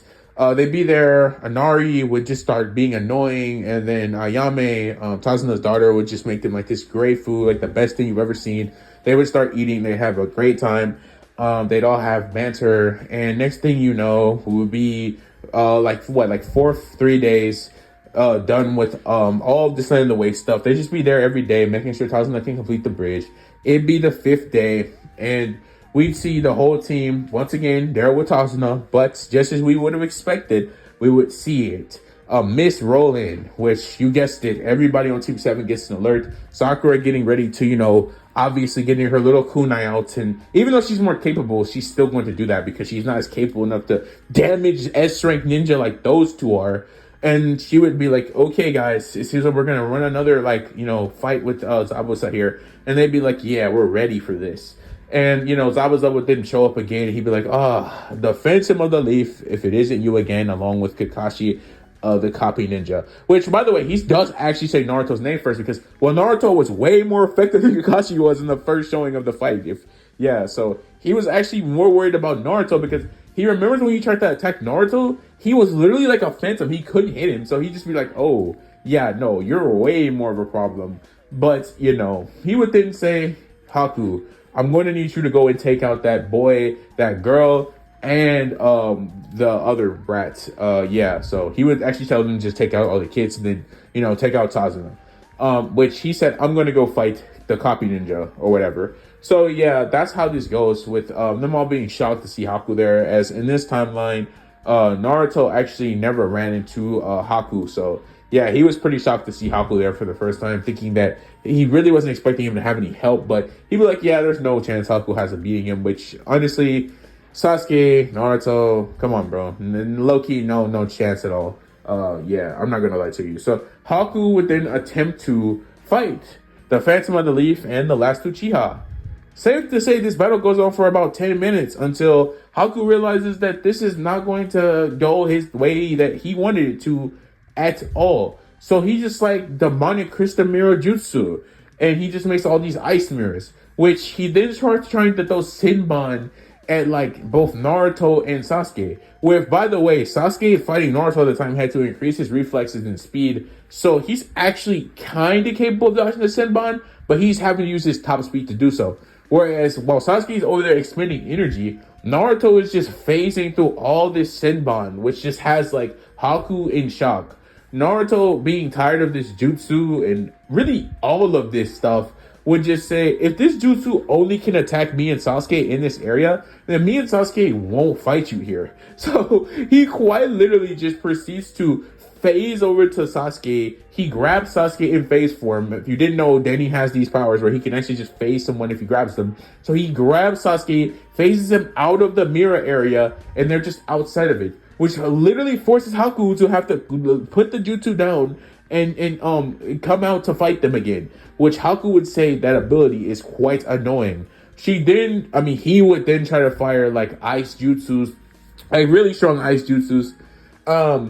Which would not work because, well, you're fighting, Sasuke, who's been learning all this Uchiha, like, fire style. So then he would just go, like, make some hand signs and say, Majestic Destroyer Flame once more. And then he would pretty much fire this at the ice, which would completely decimate it because, it got way stronger because we're going to do a flashback where we see Naruto, Sasuke, and Sakura all doing the street walking training, the water walking training, which made them all stronger, clearly. Naruto actually already knew this, but competing with Sasuke, it did make him stronger. Sasuke, believe it or not, actually did know this yet. So, he actually did learn it. And Sakura didn't know it, so she also learned it. So, they learned this, which made them both stronger. Anyway, Kakashi would be very impressed, and we flash back to the Ford where he would think that he knows for a fact that his team can handle Haku without too much trouble. So, at this point, Haku is sure that he can't beat these two because they're just too strong. And he doesn't really know what else he can try. But before he can even think of anything else, this is when the battle is just over because Naruto just appears behind Haku and he would literally just proceed to hit Haku with like this crazy ecto beam, sending Haku flying, crashing into like multiple trees. And then, this would just be the end of that. So Haku gets taken out. Not sending in the trees, but sending into the water. I don't know why I said trees, because it literally says water on the thing. Whatever. Sends them into water. I kind of was just vibing there for a second. My bad, guys. So sends them into water, and then Haku's just there in the water. Just defeated, floating. This is when Zabuza realized the situation is really its worst, as Kakashi is clearly beating Zabuza. Like, come on, he's beating Zabuza. He's completely refreshed at this point, and whatnot. But the thing is, considering that this isn't like the first fight, Kakashi would be a little cocky, which would actually lead to what would happen initially in the original timeline to happening here, where he actually does get caught in the water prism jutsu, which would actually extremely shock everyone else there. But just as Zabuza would think this, and I cannot say this enough, think he got Kakashi in the water jutsu, this is when, in that moment, a giant lightning blade would just pierce him in the chest. And he'd be like, wait, but how? And then it's revealed that, Sakura saw Kakashi was about to get hit with this and put Zabuza in a genjutsu that made him think he actually entrapped Kakashi in the water prison jutsu. But actually, he was able to move out of the way, make a clone to completely make Sakura's illusion play out completely, as he had figured out what already happened. And he got out of there, put a clone in there, made Zabuza think he had the real Kakashi, and then Kakashi just appeared from behind him with the Chidori of 1,000 birds, and then just, pierced it through Zabuza, basically just one-tapping him. So Zabuza gets killed. Haku's still alive, but like defeated, like just floating in the river over there. And so all this happens, and then Gato's Min shows up and says, I wasn't gonna pay them anyways. And then Haku's enraged because Zabuza's dead. She has no master anymore, so she's like, I don't know what I'm gonna he doesn't know what he's gonna do anymore, but he knows one thing. Since you want to talk all this smack, I'm gonna take all my anger out on you, because Haku's not really a bad person per se. So he knows that fighting Team 7 really isn't that important because they were just doing a mission. So Haku just destroys all of Gato's men for Zabuza with no effort. And then Haku is like, I have no purpose. This is when Naruto gives the invitation to Haku to come to the Leaf Village and be a Leaf Shinobi or something like that. Which Haku, thinking that, he has nothing else he can do, which is give Zabuza's body, give him a good memorial and what have you. and mourn his master, and then ultimately still mourn his master later on. But he would actually agree to come back to the Leaf Village because he'd be thinking, what else can I do in my life? And so Haku goes back to the Leaf Village with all of them. Tazuna thanks them and names it the Great Naruto Bridge. After all of this takes place, we would then see them make it back with Haku. Kakashi would talk to Hiruzen about Haku and like basically everything that happened in the Land of the Way, saying that was definitely not a C rank mission. Hiruzen would pay them all what they're supposed to get paid. He then tell Haku that he's gonna have to go through a reforming process to make sure that he, is completely on the Leaf side. Haku would have no problems with this, as he says that he assures him that he has no quorums, as he literally has no reason to live anymore. With this being said, this would all make Team 7 sad, but they would nonetheless go home for the day.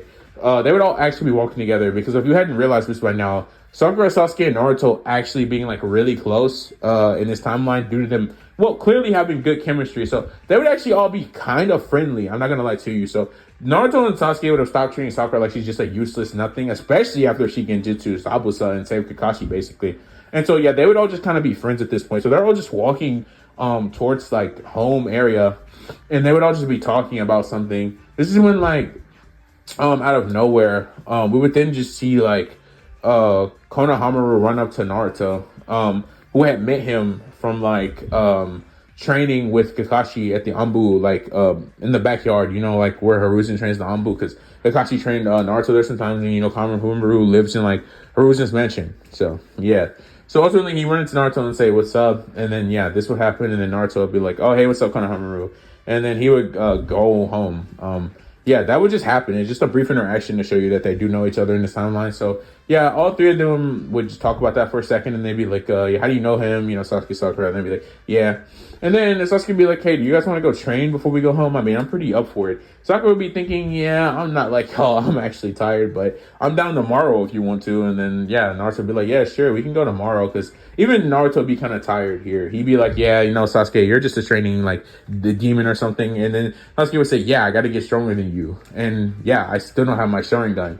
Which, Naruto would still think, I can't wait to see how that plays out, because he wants to see if, Sasuke can beat him once he gets the Sharingan or whatever. But, so anyways, they would all, head to their own individual places, and, they would all eat, and then go to sleep. And then the next day comes around, and they're all on their way to the training grounds. But because all of them actually left to go to the training grounds, Kakashi would wonder where his team is, but he would think that potentially maybe they're actually doing something useful on their off day, and maybe they're training or something.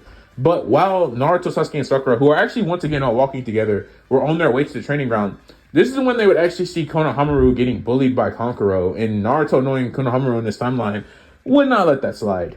And considering he has his squad with him, he's not letting that slide. So he goes over there and tells Kankuro to stop that real fast, and Kankuro's like, why should I listen to you? I have no reason to do that. This is when Gaara would make himself oriful by standing on the tree upside down saying, hey, Kankuro, stop doing that right now. Let the kid go. With Gaara wanting to send waves at Naruto because he can tell he's really strong. This is when Sasuke with an aura form on Gaara appearing in the tree on the left, thinking, no chance. You're going to fight me, not Naruto, because he's feeling that intent from Gaara to fight. And Gaara's like, you're strong too, I see. So you guys are teammates, he would think. But he would then tell Kankuro and Temari let's get out of here. As he says, we'll fight in the tuning exams. Which Naruto, Sasuke, and Sakura would all be like, the tuning exams? Which Sakura actually does know what this is, but she'd be kind of shocked to hear it because she wasn't aware that it was coming up. And because she hadn't said anything about it, Sakura studying more in this timeline.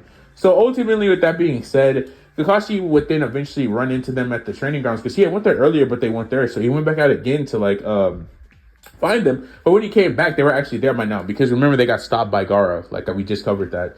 So ultimately with all this happening, he would then go on to tell them about the training exams now, which Naruto, Sasuke, Sakura had just heard about from Gaara, and they'd be like, oh, so that really is going on. He asked him, he'd do a challenge thing. They would easily pass that challenge thing with negative difficulty.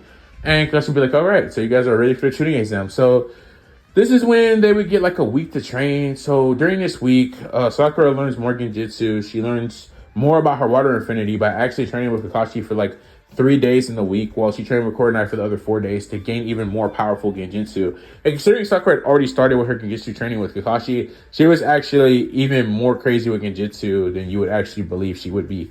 I would say she's tuning level genjutsu. I know that might sound kind of crazy while she's taking the tuning exams, And the only people that can really become tuning and tuning exams are people that are tuning level. So yeah, it makes sense. Sakura also would then learn the water, the water bullet. I mean the great water bullet, and she would learn like the water wave jutsu, which is pretty much like a jutsu where you basically just fire a wave of water from your mouth. And she would also learn the water, the what the heck is that jutsu called? The water whirlpool jutsu, where she fires like water and then she manipulates it into like a whirlpool. She learns that jutsu, and yeah, so she learns some water jutsu. And Sasuke will learn even more Uchiha like fire style. He learned like the Great Fireball, Majestic Destroyer Flame. He learned like the Phoenix Flower Jutsu. He learned the Phoenix Bomb. He learned like fire style, like the one that Obito uses, like the Fire Whirlwind Jutsu. He learned all these fire jutsu at this point, but they're not nearly as strong as the people that we see use them in the actual series. Yeah, so that's what Sasuke would learn. He would also try to be unlocking his Sharingan, but he just can't do it because he knows that's what he really needs to take the next step, but he just can't do it right now.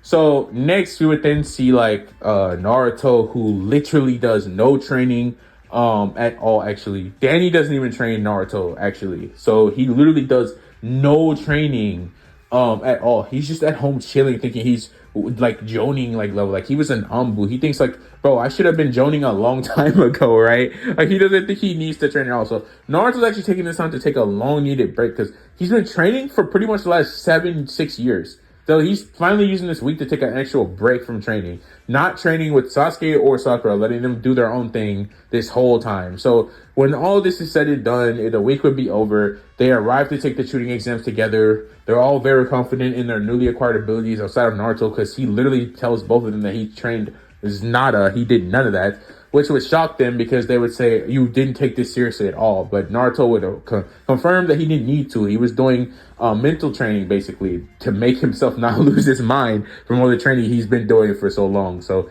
yeah, Sakura and Sasuke would agree that Naruto probably is Jonin level, especially with his Genkai and stuff. So, ultimately, with all this being said, they would all start to take the tuning exams.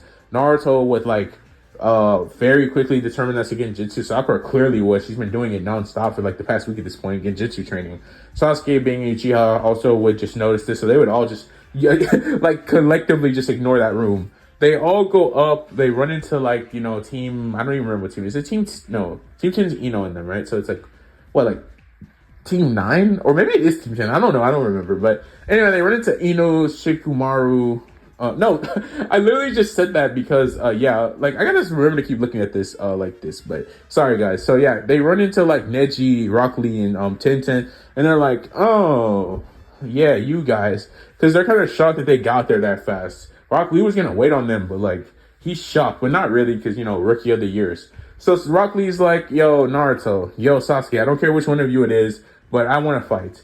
And fun fact, Naruto and Sasuke are both down to fight, really, for no other reason than to show off to Neji, because they both heard he's a prodigy. But Sakura being way smarter and just wanting to, and actually being able to talk to her team more than in the original, because they actually kind of respect her now, would tell them both that they're stupid because they need to save their energy for the actual exams. Which is actually what Neji and Tenten would be thinking, but they'd be like, whatever, let Lee do what he do. And Sakura would soon learn that she can't control these two as much as she thought she could. Which, yeah, they actually do say, yeah, you're probably right, Sakura, but yeah, we don't care. We're willing to fight. So they both come to an agreement that they'll just take turns fighting Lee, and, they'll see who does better. And Sasuke would obviously want to do this to show that he's gotten stronger to Naruto and that he wants to see if he's really stronger than Naruto. So Naruto would be like, yeah, let's go first, Lee, but remember, you have to stick to your rules, or whatever the freak. So Rock Lee's like, no ninjutsu, no genjutsu, none of that. It's just taijutsu. And in Naruto's case, he would even tell him no Kekkei Genkai. And Naruto would be like, okay, that sounds extremely stupid because it sounds like you're trying to nerf me so I can play along with your motives. But Naruto would be like, sure, why not? He's been trained by an Ambu, and he's like Loki, even without his powers and all that, Naruto is still tuning level, believe that or not. So he doesn't need any of that stuff. And he's been training with Kakashi, so his taijutsu's pretty solid. But yeah, with all that being said, Rock Lee would proceed to still destroy Naruto because Naruto actually listens to Lee here. yeah, Naruto might be tuning level without all that stuff, but that's mainly due to his Winjutsus and stuff, which Rock Lee literally said he couldn't use. So Naruto actually proceeds to get bodied here because he he literally can't use any of the things that make him crazy like strong. Really, he actually does better than expected, but yeah, he still gets mollywopped because his taijutsu is nowhere near Rock Lee's taijutsu. So yeah, he gets rocked and he's like, "Oh, why did I agree to those conditions?" So Rock Lee would beat Naruto and be like, "Yes." And then he said, like, "So come on, Uchiha, let's fight." And Sasuke thinking that he can do way better than Naruto because he hasn't been able to face like most of his life, like Naruto can. He's just gotten too used to his ability. Sasuke would think, and he would think, yeah, I've also been training really hard. While Naruto is probably like he's rusty from not doing anything for a week. So he would go at Rock Lee thinking, yeah, I got this. But in this timeline, considering Sasuke doesn't even have the Sharingan yet, despite how I will say this like this. Sasuke is better at taijutsu. His base is stronger, but without the Sharingan, there's no chance. Like basically he's stronger in everything, but because he doesn't have the Sharingan, he can't really put up a good fight against Rock Lee because he just doesn't have it yet. In fact, so Sasuke would then also proceed to get mollywopped by Rock Lee because he also follows the conditions. Which, by the way, literally Sasuke also knows Genjutsu and Ninjutsu, and those also make him way stronger than he is with just Taijutsu. So yeah, he would get rocked too. Like, these conditions suck. Like, I don't know why they agreed to lead with that. Like, in the main timeline, I don't know why Sasuke agreed to that, but yeah, he gets rocked. In fact, he gets rocked so bad that he's embarrassed to the point where it's like not. And then Sakura's just like embarrassed for both of them because both of her teammates just got rocked before the tuning exams even started. And she's just blatantly so shocked that these two were even willing to agree to that deal. But she would like just be face palming at this point, which Tenten and Neji would both be laughing because Lee just took both of the so-called #1 rookie of the years out. Sasuke would be fuming with rage because he can't believe he just lost to this kid after training for a week nonstop. And he'd be thinking that Naruto, funnily enough, despite not doing any training for a week and thinking that Naruto was rusty and that he was too used to his abilities, actually outperformed him in the fight despite all of that. So yeah, he did slightly better than Sasuke did. Like I said, nobody's shocked. He was in the Anbu. He's been on multiple missions already. You know what I mean? Like, this isn't anything new for Naruto. He still got rocked, but he knows why he did. He didn't use any of his abilities. So Naruto, unlike Sasuke, doesn't really care. But Sasuke having this problem of needing strength and like also like not having a Sharingan would just be fuming with anger. Lee would say, "Thank you guys for the battle," and he would say, "Let's hope we fight again in the tuning exams where you guys can go all out. I just wanted to test my taijutsu against you guys." And this is when Lee, Tenten, and Neji would go into the room. At this moment, Sasuke would be fuming with rage. I mean, like, just fuming with rage to an undescribable amount. Like, bro, he just lost to this bushy-browed loser who just embarrassed him and Naruto. He'd be pretty mad. And especially because Naruto, like, you know what I mean? Like, he's actually his real friend, not just rival. Like, real friend in this timeline. So, he's actually mad. So, yeah, safe to say, they go into the room. Sasuke's fuming with rage. Sakura's, just embarrassed about the whole thing because multiple people saw it. And Naruto, yeah, he's just like, yeah, I don't really care. But he does feel bad for Sasuke because once again, they actually are friends, not just rivals. So anyways, after this happens, they would all proceed to cheat on the test very easily. They all pass this part. Uncle comes to the room. They all pass the last question. Funnily enough, Naruto still makes the same speech from canon, and they all prepare to go to the Forest of Death.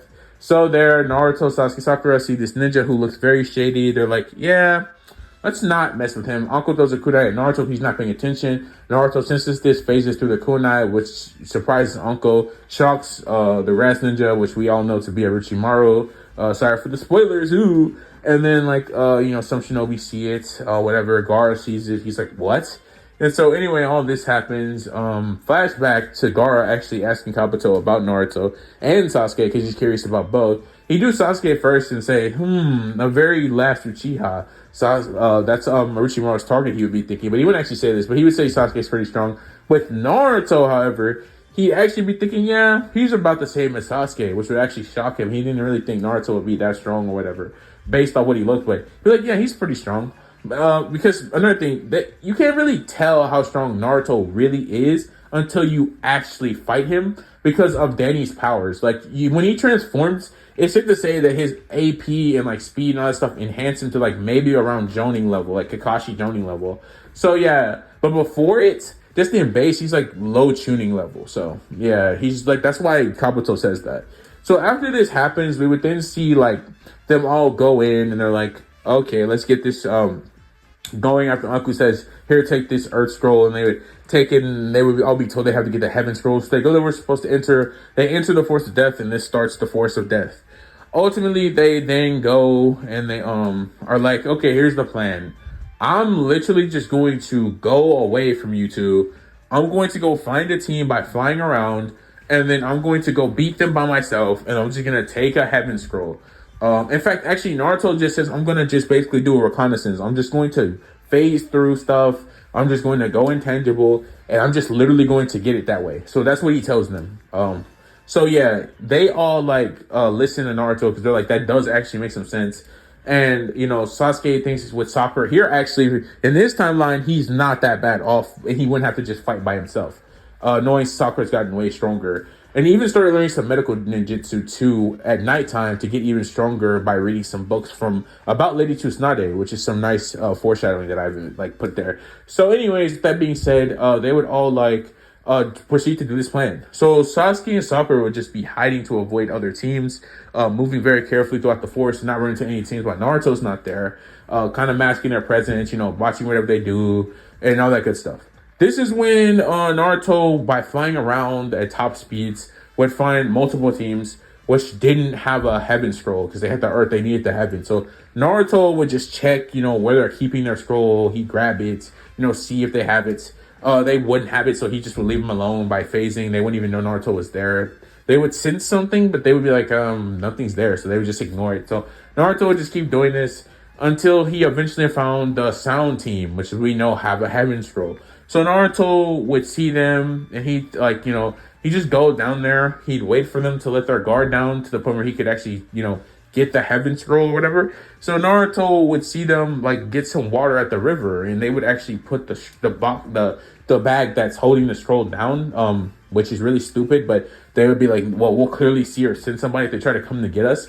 So yeah, Naruto would just phase through that bag, grab the Heaven Scroll, and then he would quite literally just fly away without the Sound Team being none the wiser, because they can't see or really even sense Naruto. They would sense something, but they'd be like, there's no one there, which Naruto knows they would because everyone does. So he waits for them to turn back around and then just takes it. So he takes the Heaven Scroll, no problem, and then starts heading back to where Sasuke and Sakura are supposed to be in his head because, well, if they followed the progression of the trail to get to the mansion as fast as possible, then yeah, they should be nearing it pretty soon because Naruto basically was like, yeah, go start heading towards the mansion, but do it very carefully because you guys are 2, not 3. So it'd be a lot safer if you did it that way, which Sasuke and Sakura would actually agree on. And so he would be heading to where he assumed they would be at. So he's moving at top speeds, going there, not intangible, when a giant snake would come out of nowhere and like almost like eat Naruto.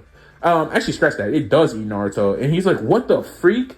I'm in a snake? Naruto would then phase out of the snake, you know, and then just blow it up with like a freaking ecto beam, destroying it. This is when he would land on a tree thinking, where did that giant snake just come from? But at this moment in time, Naruto would think that that was extremely strange and think that, yeah, whatever the heck is going on in this forest, he needs to get back to his team as fast as possible. So Naruto then starts heading there and actually does some backtracking because he thinks, well, what if they get attacked even if they move as freely as possible? So he starts backtracking.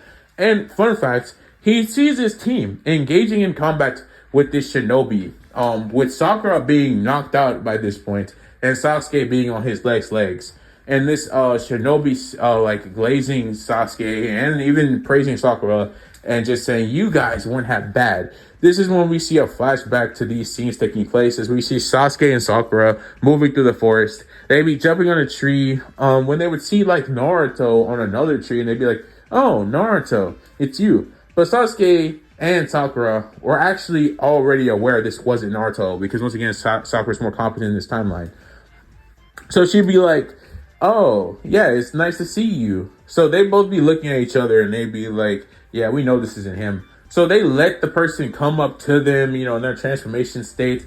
And they're like, yeah, guys, it's been a while. In this timeline, they would have made the password. But like I said, Sakura and like Sasuke are on timing. So they already know this isn't him. So they would instantly get into action. Sakura Genjutsu's like this fake Naruto, which we know is a Orochimaru, and then Sasuke just shoots a majestic flame right at the fake, which is low-key kind of crazy, because if that wasn't a Orochimaru, like, that would have been like death. So it gets sent there, and then like, yeah, they just like get incinerated. So this is when Orochimaru throws up another version of himself, which is the body transfer jutsu.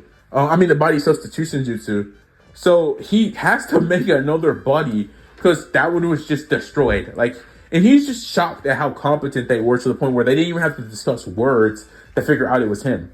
But not only that, they were able to take such quick action. He'd be shocked at both. And he'd acknowledge that, yeah, with Sasuke having that crazy fire style and Sakura having some decent genjutsu, he should really aim to take them out as quickly as possible and get his goal with Sasuke. So this is when we would see Orochimaru rush at both, and they would begin a battle. Sakura being actually just really low level tie, but still not that bad, would still get mollywopped really badly by Orochimaru. She would try using genjutsu, but it just wouldn't work on Orochimaru this time, and he would send snakes at Sakura, which she would use a water wave to get rid of for the most part, but she couldn't get rid of all the snakes, and one actually ended up biting her on the arm, which is a poisonous snake. So Sakura starts getting poisoned, and yeah, this is how Sakura would then get punched by Orochimaru in the stomach, sending her into a tree, doing a little back bunch effect. She would fall over into like the ground, being poisoned too, which is also nerfing her. So she would then fall like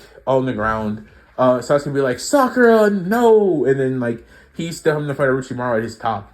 So Orochimaru starts putting the work on Sasuke, beating him up. This is when Sasuke starts getting those main character, protagonist amps. And then he's like, oh no, I can't lose again. I won't lose again. And I have to protect Sakura while Naruto isn't here. So at this very moment in time, through pure rage and anger, Sasuke finally does it. He unlocks the Sharingan, which he would then, with one Tomoe, start to just straight up beat Orochimaru up, because Orochimaru was only using a certain amount of his power that he thought he would need to beat Sasuke. But yeah, Sasuke with one Tomoe, with all this training he's done, is actually broken. Like, I thought I was joking. He's actually broken. He starts wailing on Orochimaru effectively. He's reading everything. He's doing well. He's using his kuna. He's literally using everything in his bag at this point to try to beat Orochimaru. He does what he does in canon and uses the Phoenix Flower Jutsu thing with the wires, which makes Orochimaru have to body substitute once more. And ultimately, he's on another tree. And this is when we move back to the present, when Naruto finally pulled up and saw the situation at hand. Sasuke looking like he's on his last legs from chakra deprivation, and Orochimaru thinking and glazing Sasuke and Sakura for their competence. This is when Orochimaru would go to try to bite Sasuke's neck to give him the curse mark, like in Canyon, when no chance, because Naruto's there now, moves in, punches Orochimaru in the face, sending Orochimaru flying into another tree, breaking the tree because he punches him so hard for what he did to his teammates. He then asks where Sakura is to Sasuke. Sasuke saying, it's about time you showed up. We were getting massacred over here while you were gone. Did you at least get the scroll? He says, yes, I got the scroll. And it was a pretty good plan, you have to admit. Sasuke would say, yeah, but then we didn't account for this. With Sasuke saying Sakura's down there and that he'll deal with her. Go in. And before Sasuke can even finish this sentence, Orochimaru would already be back up, and he'd be trying to get to Sasuke once more, trying to just bite his neck, thinking that if he moves this fast, there's no way Naruto will react to him. Except, nah. Naruto would already think that whoever that was being able to give Sakura and Sasuke trouble, because Naruto really believes in Sasuke. He knows Sakura is pretty strong, but he does know there are people in this force that can beat her. But Sasuke? Nah, bro. He doesn't think really anyone in this force is giving him a tough time unless they jump him. But with Sakura's aid, he literally doesn't think anyone in this force can beat them. So quite literally, Naruto already knowing that this is a serious threat would have already made an ecto barrier, which Denny can do.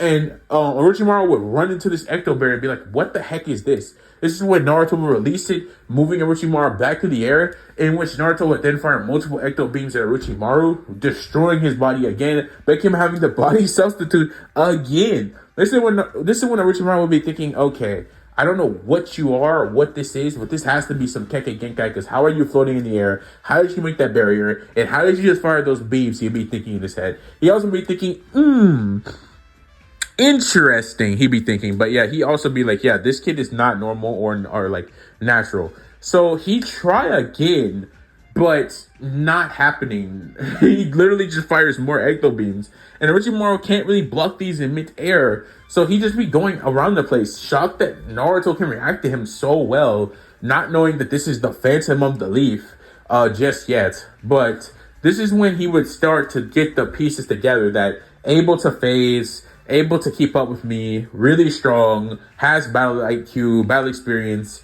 all this type of stuff. Clearly, he'd be like, yeah, no, this has to be somebody of higher notes. When he remembered that he had heard about somebody called the Phantom of the Leaf. So he then tried to put the Phantom part to the test and see if he can actually hit Naruto, which they say in the bingo book, you can't hit the Phantom of the Leaf. So he would try to throw a snake at Naruto, which, yeah, Naruto would phase through. And he'd be like, oh, now I see. That's why you're so strong. You're the Phantom of the Leaf. And this is when Naruto would be like, I sure am. And he'd be like, I see, interesting. I wasn't expecting to have to fight an Anbu subordinate today. Or I would have been way more on guard. He would think that he's shocked that Sasuke's in a team with this guy because it doesn't really make sense for Konoha to put these two strong people on the same team. Sasuke would have kind of recovered and said he got Sakura to safety, checked on her. The snake had already left Sakura and wasn't hurting her anymore. So yeah, that already had happened, and she was poisoned and needed to get her to a doctor. But other than that, she would be okay if they could get her there in time or whatever. She's not in like life-threatening danger. She only got hit one time, threw up against a tree, and got slight poison. So she's like, you know, could die, but it's not like she's really going to. So anyways, they like get into a battle. Ultimately, Orochimaru actually thinks you're way too useful, so he tries to bite Naruto's neck, thinking that maybe Naruto can't keep up with this speed because he tries even harder this time. Yeah, because Orochimaru is still holding back, even though this actually does shock Naruto this time because he didn't think he was this fast. But Naruto having phasing, he just phases through that, moves to the left, fires another beam, which Orochimaru dodges. And, you know, that just happens for a while. Orochimaru realizes that reinforcements are coming and thinks that he needs to really get the goal he's there for. So, seeing Sasuke try to get back in the battle will get really happy as he launches at him, thinking, yes, I can finally get you. This is when he runs into another ecto beam from Naruto, who had made a large one to protect, Sasuke. This is when he would let it down and say, Sasuke, hit him with...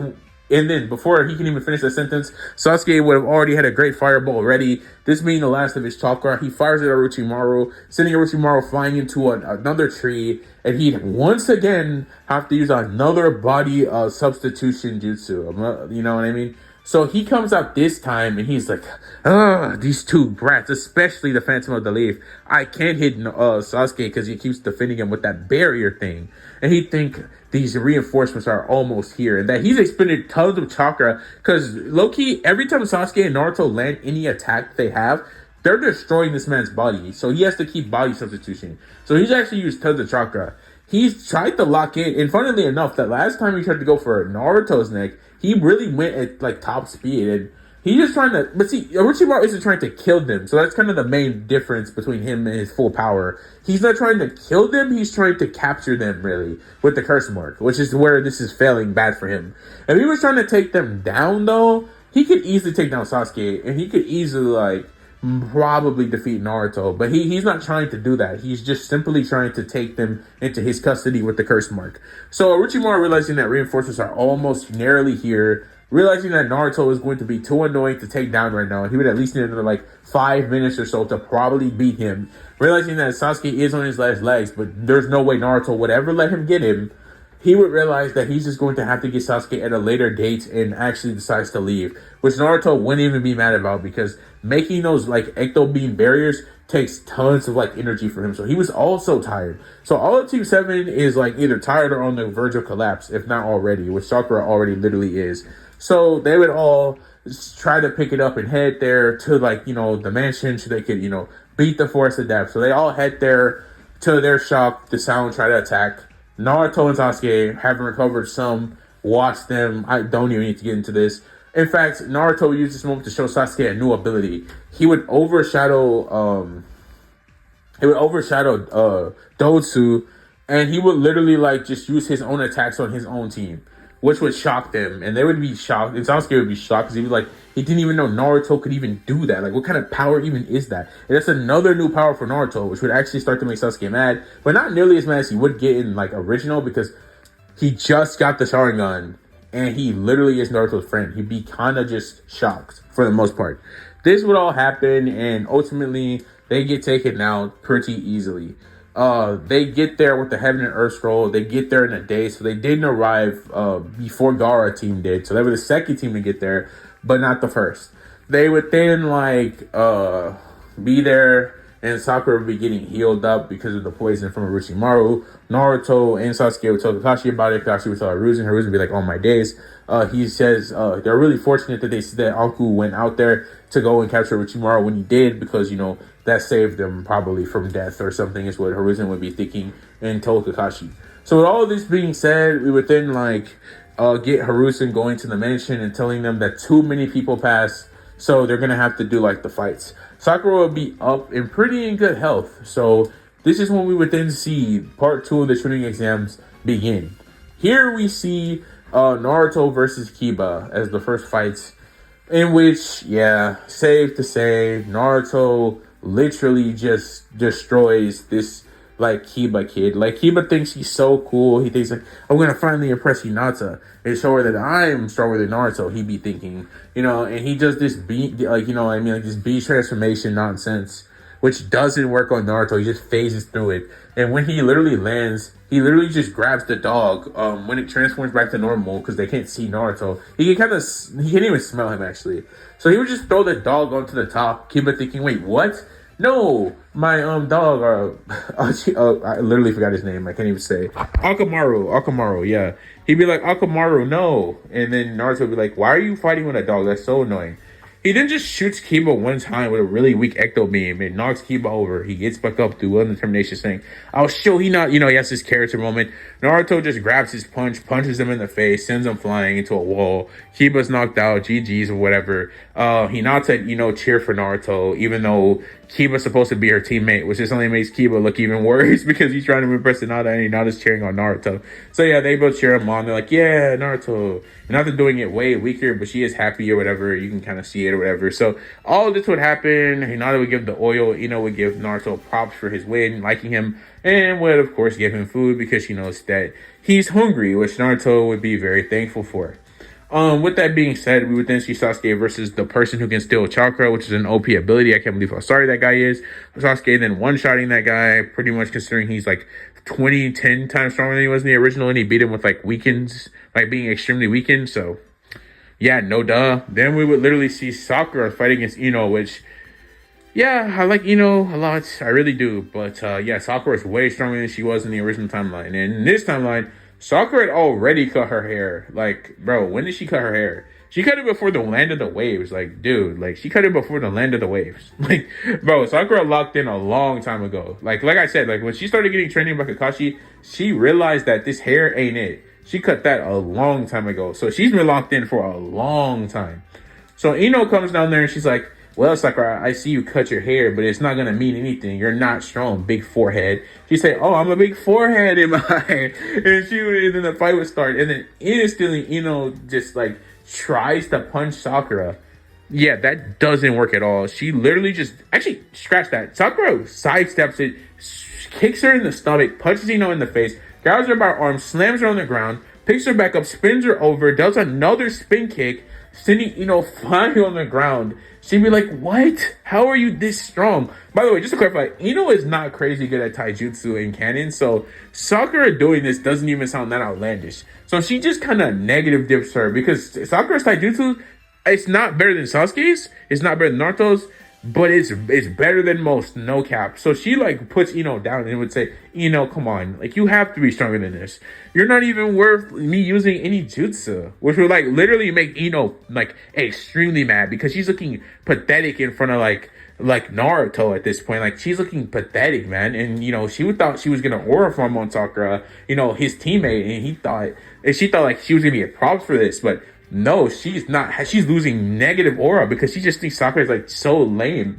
And Sakura's just over here with her arms crossed saying, do you have anything that can put up a good fight? being around Naruto and Sasuke for so long, bro, she's kind of developed this auraful mentality. Like she's actually got aura, but she really doesn't. She gets watched by them with no difficulty. Sasuke and Naruto are just up there low key laughing, but he's not trying to laugh at Ino because she's nice to him all the time. So yeah, he's trying to hold it back, but low key they're turning around and laughing at this because of how bad Sakura is doing Ino right now. And what's even worse is Sakura's nerfed because she quite literally just got up from being poisoned not too long ago and being I guess I know I said it wasn't that bad, but one shot by Orochimaru. I mean, she's at full strength now, but still, he's still kind of nerfed.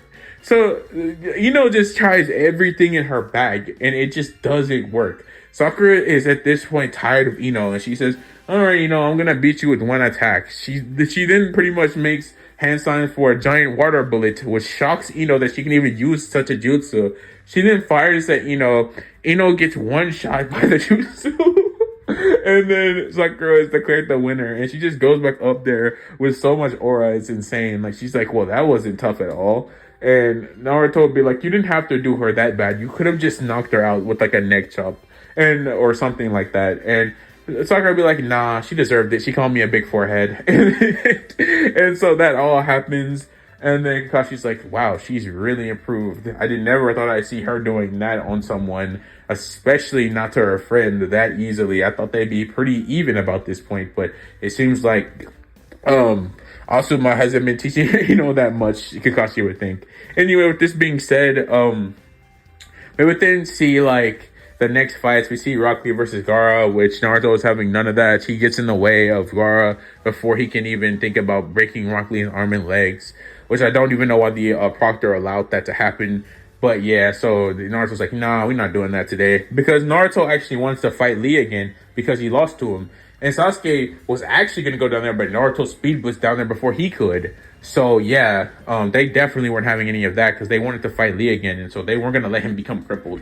So with that happening, that happens. Neji fights Hinata. Naruto gets angry because he's beating up, somebody who's also nice to her again. Which, yeah, it's kind of mutual with Sakura though, because Sakura's his friend and, Ino's nice to him. So he was kind of neutral there, but this is just blatantly wrong.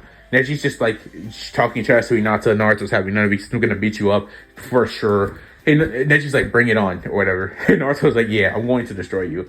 So anyway, all this happens, and so Arusa's like, meet back here, not here again per se, but meet back in a month, and we're gonna finish the tuning exam. So you have a month to train.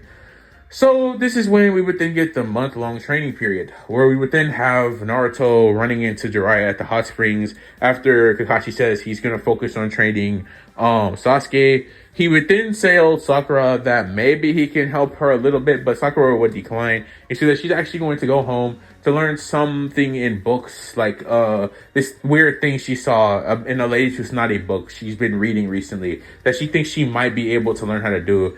And then she tells them that, yeah, I'm going to also go and get some more training with Kurenai too. So I've already have everything I have planned. And she also said that Kurenai, like low key, if I remember correctly, no, she still has Shino, right? Shino's still there. But Kiba's out, Hinata's out. So yeah, she would actually have time open to actually try to help her with water style as well. So she's getting training from Kurenai. So she'd be like, yeah, I'm good, Kakashi. I'll see you later. So she gets out of there and she's going to go do that. Sasuke's like, okay, Kakashi, let's go. I need to get stronger than Naruto. And I need to get more impressive than that bushy brow guy. And I need to get stronger than Gaara, because Sasuke's actually worried about him. Naruto isn't in this timeline. He's way too strong. And Naruto would think, I'm fine with all of this. I don't really care. I'm probably not even going to train. But yeah, and that's actually what he did for a week until it got to the point where Danny was in his head talking about some, you should probably consider learning more of your ghost abilities. I mean, it was a week before, but now you should know by now that there are people in this world that can clearly still contest you. Danny would tell him in his head, but Naruto would be like, no, I'm chilling, bro. I'm going to go to the hot springs actually to chill even more, which would actually annoy Danny at this point, with Kurama laughing, thinking it's hilarious how you two act to each other, getting kind of amused by this as the years have went on, honestly. So ultimately, he would go to the hot springs, meet Jiraiya. Jiraiya would be like, I'm the Toad Sage. Naruto would be like, stop being a perv, I don't care. And, well, they would, hit it off or whatever. And he'd be like, I'll train you to become stronger. And this is when Naruto was like, training, I'm kind of over this whole thing. Kind of, like I said, adapting that Danny personality, more so than Danny would like. But he'd be like, fine, teach me something. Show me something that would really make me interested in your teachings, which would shock Jiraiya because he's like, I'm a Sonic. Why would you not want me to train you? So they go to the water, and then, like, he's impressed that he can already do water walking, wall walking, chakra control. He can do all this stuff already. He was literally trained in the Anbu. Jiraiya, knowing this was Minato's son, would be like, whoa, this kid is definitely like Minato to some degree. And then he would say that, okay, I've already been over all this stuff before. He would then ask him, I know you're the Nine Tails Jinchuriki, which Naruto would be shocked he knew that, but he wouldn't really be because he knows Jiraiya is like a higher shinobi or whatever. But he'd be like, yeah, so? He'd be like, can you use his power at all? Which Naruto would say, no, it never wants to let me. Which Jiraiya would be shocked because he wouldn't have expected Naruto to actually have had conversations with Kurama. But training in, like, the mind skate with Denny, he kind of has to talk to Kurama occasionally. So yeah, he's actually asked Kurama before, like, if I ever needed it, would you give me some of your power? And Kurama was like, no, of course not. I don't like you. I don't like either of you, he would say. So yeah, he was like, okay, all right. And he really didn't press him anymore because he just didn't care to. He was like, okay, I don't need it anyways. But yeah, Jiraiya's like, can you use any of it by force? And he'd be like, what do you mean by force? No, I don't even think about doing that. That seems kind of pointless to me. I don't need his power. I'm strong enough to beat anybody without the power of him anyway, so I don't think I'll need it. But this is when Jiraiya would insist that Naruto learns how to use it because it can still be very useful. But Naruto actually agreeing that since he does use Denny's powers a lot, not his own power, it would be bad if somebody figured out a way to maybe stop him from using Denny's powers. Right? So he'd be forced to use his what he can do, right? So yeah, or if his powers run out, he should learn more to what he can do now so that he would. This is when Jiraiya would proceed to really train Naruto in a lot of stuff. He would show him A, how to use Kurama's chakra. B, he would start his Rasengan training way earlier because of how Naruto's attitude was to everything Jiraiya could teach him. Naruto would just be good at outside of the Rasengan. And funnily enough, after he learns how to use Kurama's chakra, due to all the training he's done with Kakashi already, he would actually summon Gamabunta after like 4 tries. And he wouldn't get thrown off because, well, he just uses his ghost powers to stay on. And then we also have like, so Gamabunta actually respects Naruto, and he's willing to be his summon or whatever. And then we also see like that the next things we would see is Naruto trying to learn the Rasengan, which he would actually want to learn because it looks cool and he thinks to be a really useful power to obtain. He also tried to make a variant of it with his Ecto Beam, which he does succeed in doing actually. So W Naruto, he invented like his own version of the Rasengan. But yeah, he's still trying to learn how to use the regular Rasengan, which so he can only do that fully once he's mastered that jutsu. So yeah, he trains to do this.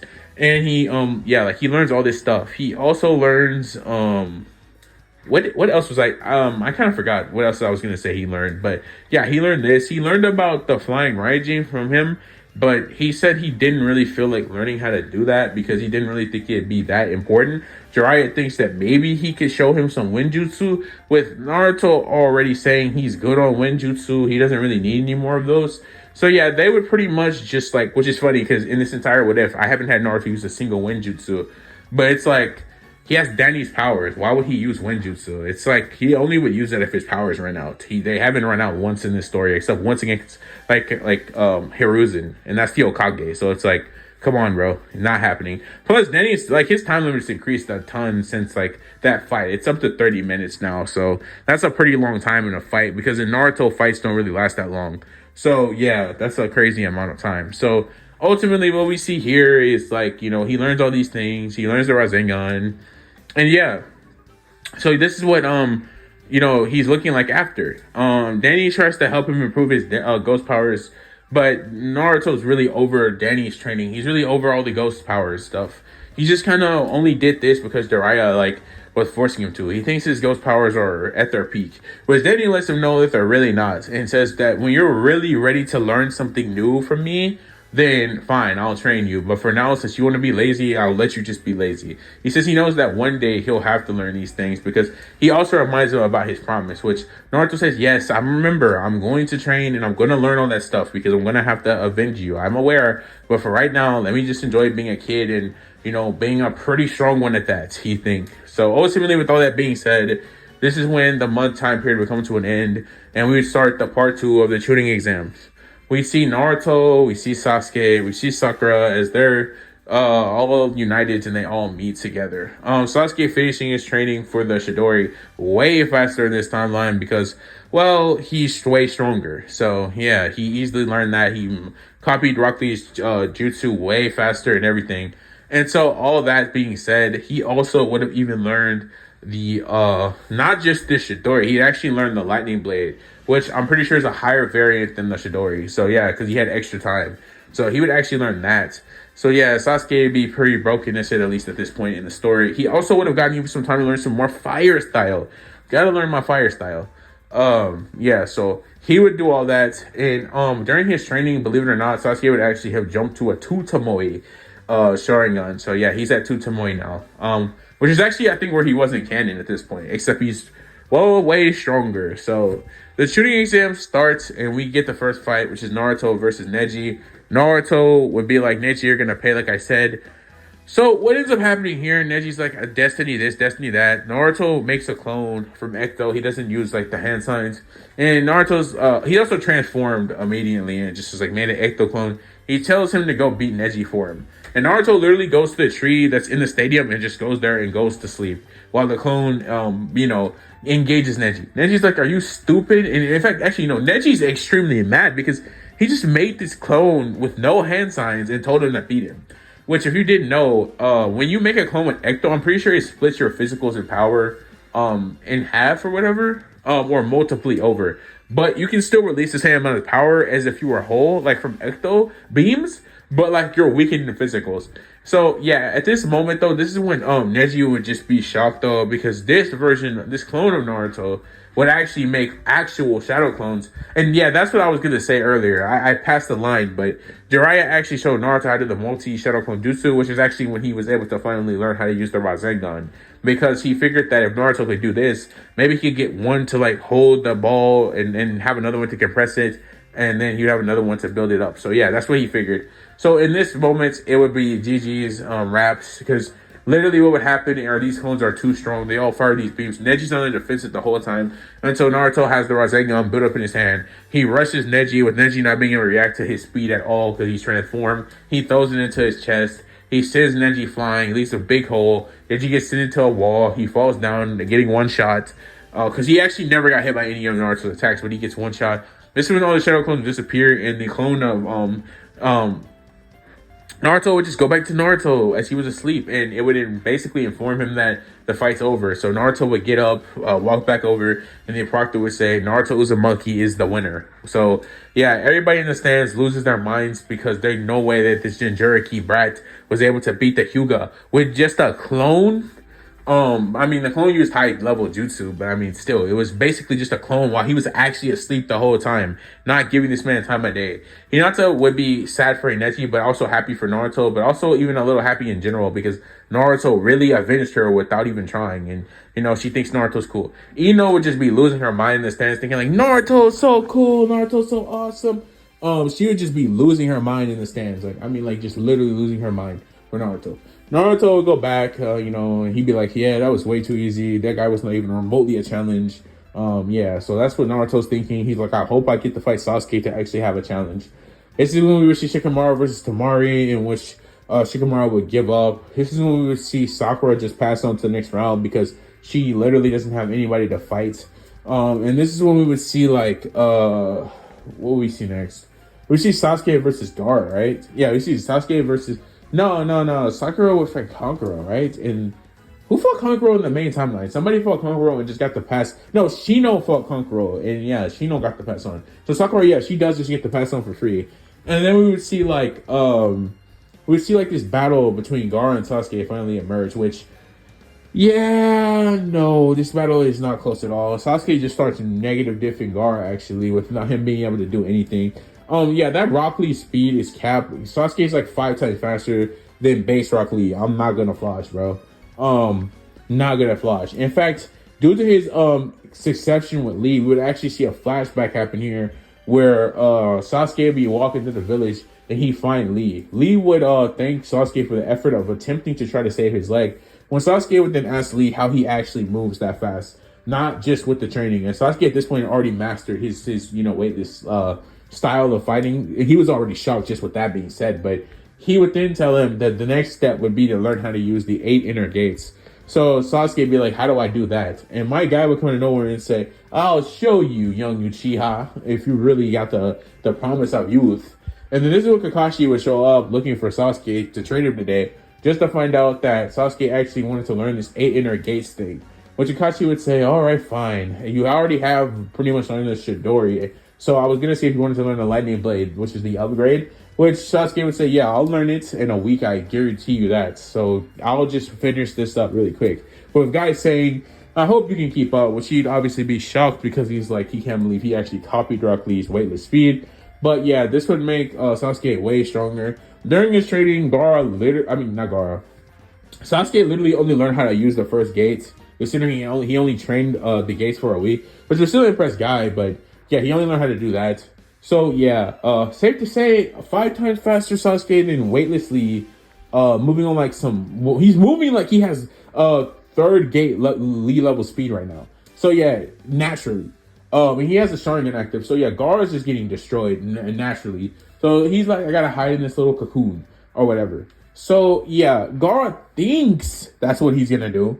But this is when Sasuke would then tell Gaara that, look, I'm sorry, but I don't even need my best jutsu to beat you. So unlike in the main timeline where this is when Sasuke would have ran up the wall and did the Chidori, which he probably would have used just because it's weaker. But nah, Sasuke was thinking, nah, I can just remove this without even trying. So he just like, or he has to try a little bit. So he has to use the majestic destroyer flame jutsu. So he scissors at Gaara's barrier, and the sand, because of its extreme heat, would just be turned into glass, encasing Gaara in glass. So Gaara would just be encased in glass. He'd just be stuck there in glass, just vulnerable for Sasuke to attack him.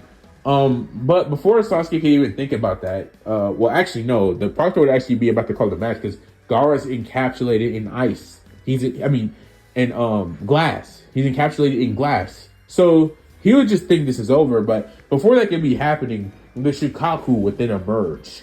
And it would come out and start breaking stuff. He'd start breaking the glass, and Gaara would start transforming. But before this can even really get started, there's something else that Sasuke had been learning like non-stop throughout this entire What If, and I'm pretty sure you can guess what it is. And it's also the main reason why Sasuke wanted his Sharingan more than anything. It was so he could learn, you guessed it, Sharingan Genjutsu. He immediately rushes towards Gaara, looks him dead in the eyes with his Tutamoi, and then puts him under a median Genjutsu. Now, Shukaku would try to intervene, except the problem with that is Sasuke would be right there, staring at Shukaku, right as he would be about to break it. And he would suppress Shukaku with one hand, like he did to the Nine Tails and Shippuden. Because if it wasn't clear, Sasuke did that with a 3 Tomoe. Why can't he do that with a 2 Tomoe? And why can't he do that to the 1 Tails when that was the 9 Tails? Exactly. So yeah, he easily nerfs Shukaku. After he nerfs Shukaku, Gaara just falls out on the ground. The Sand Shinobi are unsure if they should proceed with their plans. Orochimaru is like, no, you guys have to proceed with your plans. You must proceed with your plans. He would send a message to one of them and they would be like, yes, we're still going to continue it. So they would all get up like they're about to do something really impressive. But this is exactly what, Hiruzen was low-key waiting on. Flashback. Hiruzen had heard a week earlier, thanks to Naruto, who, with clearance a long time ago, secretly has actually been doing reconnaissance for Hiruzen, secretly. So, you know when I was saying Naruto was actually taking all this time off? One of those days of the week that he was chilling, Hiruzen would call him and he'd be like, I need you to do some special reconnaissance. We've been hearing some weird things about the sand. And Naruto would have went there, incognito. And he would have seen and heard these things in real time that Orochimaru was planning to invade the tuning exams. Because once again, Hiruzen was pretty, confused about like Orochimaru being there. So he'd be like, yeah. So flash forward back to the present, Naruto, after telling him all this, everyone already knew this was going to happen in the stands. Everybody was already aware. So the Leaf, tuning and joning, they stopped all of this before this even happened. And Orochimaru was just taken aback by all of this. Sasuke didn't know this was going to happen, but he just suppressed Shukaku due to on purpose. But if he hadn't, the Leaf was ready to suppress him themselves.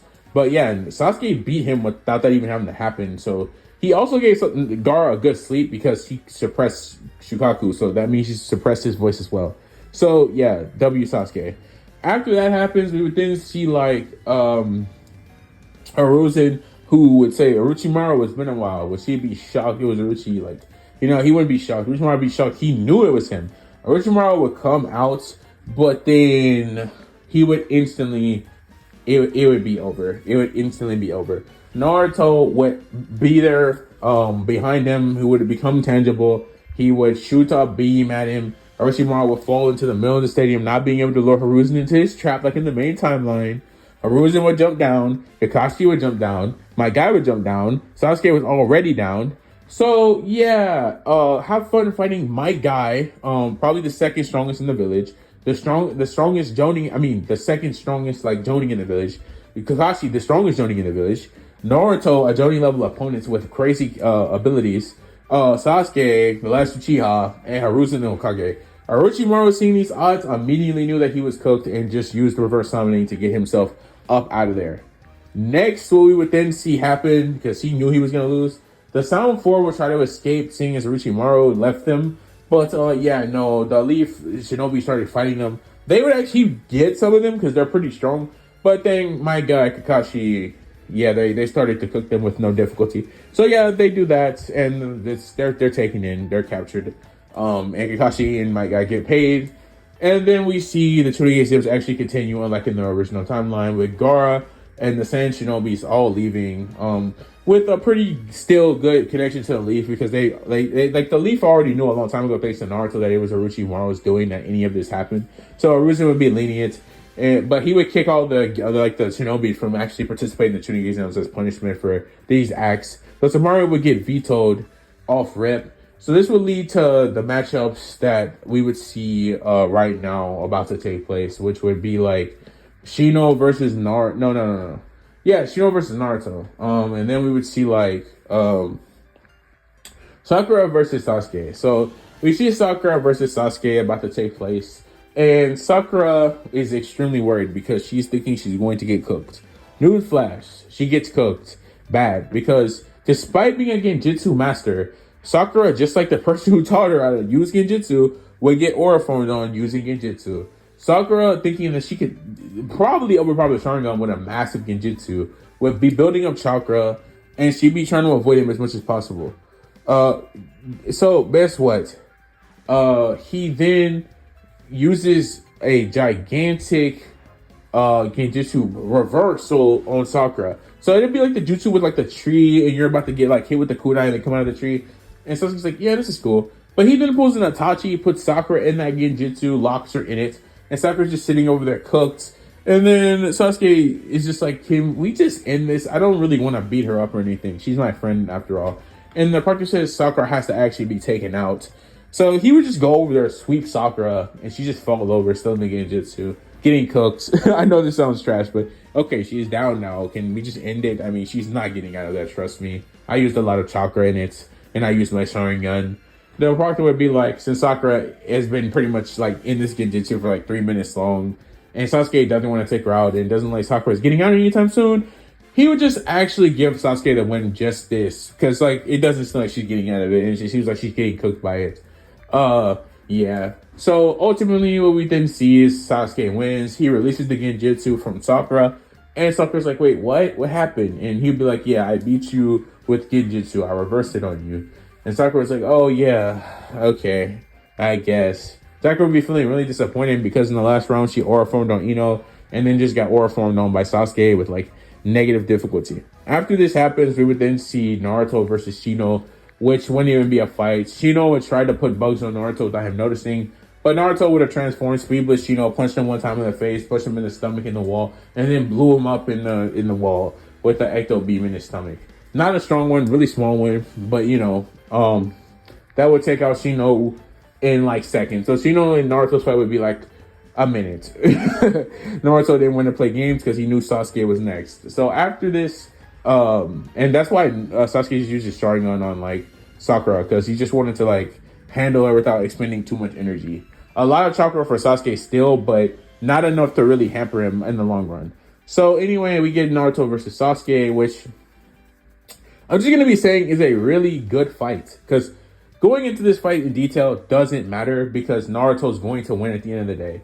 Because fun facts, flashback, we see after Naruto lost to Sasuke in for the first time ever, this man went on a book reading journey of reading every genjutsu breaking out book known to man, asking Akashi for help. He even asked Jiraiya for help getting out of genjutsu. He even asked Kurama to help him break him out, which Kurama obviously didn't agree to, but he was like, come on, man, you can at least do that for me. You do live here after all. You can at least pay rent or something.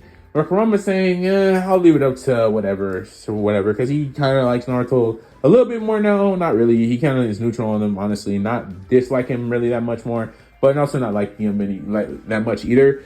But yeah, so that's what happens. So yeah, Sasuke clearly knows how he's gonna have to beat Naruto. He's gonna have to avoid him completely until he leaves himself open for his Sharingan Genjutsu, and which actually is really broken because Naruto can't really look Sasuke in the eyes like he's been able to do all the times before. He knows this, so he's actually really struggling to keep up with you know what I mean? He's struggling to keep up with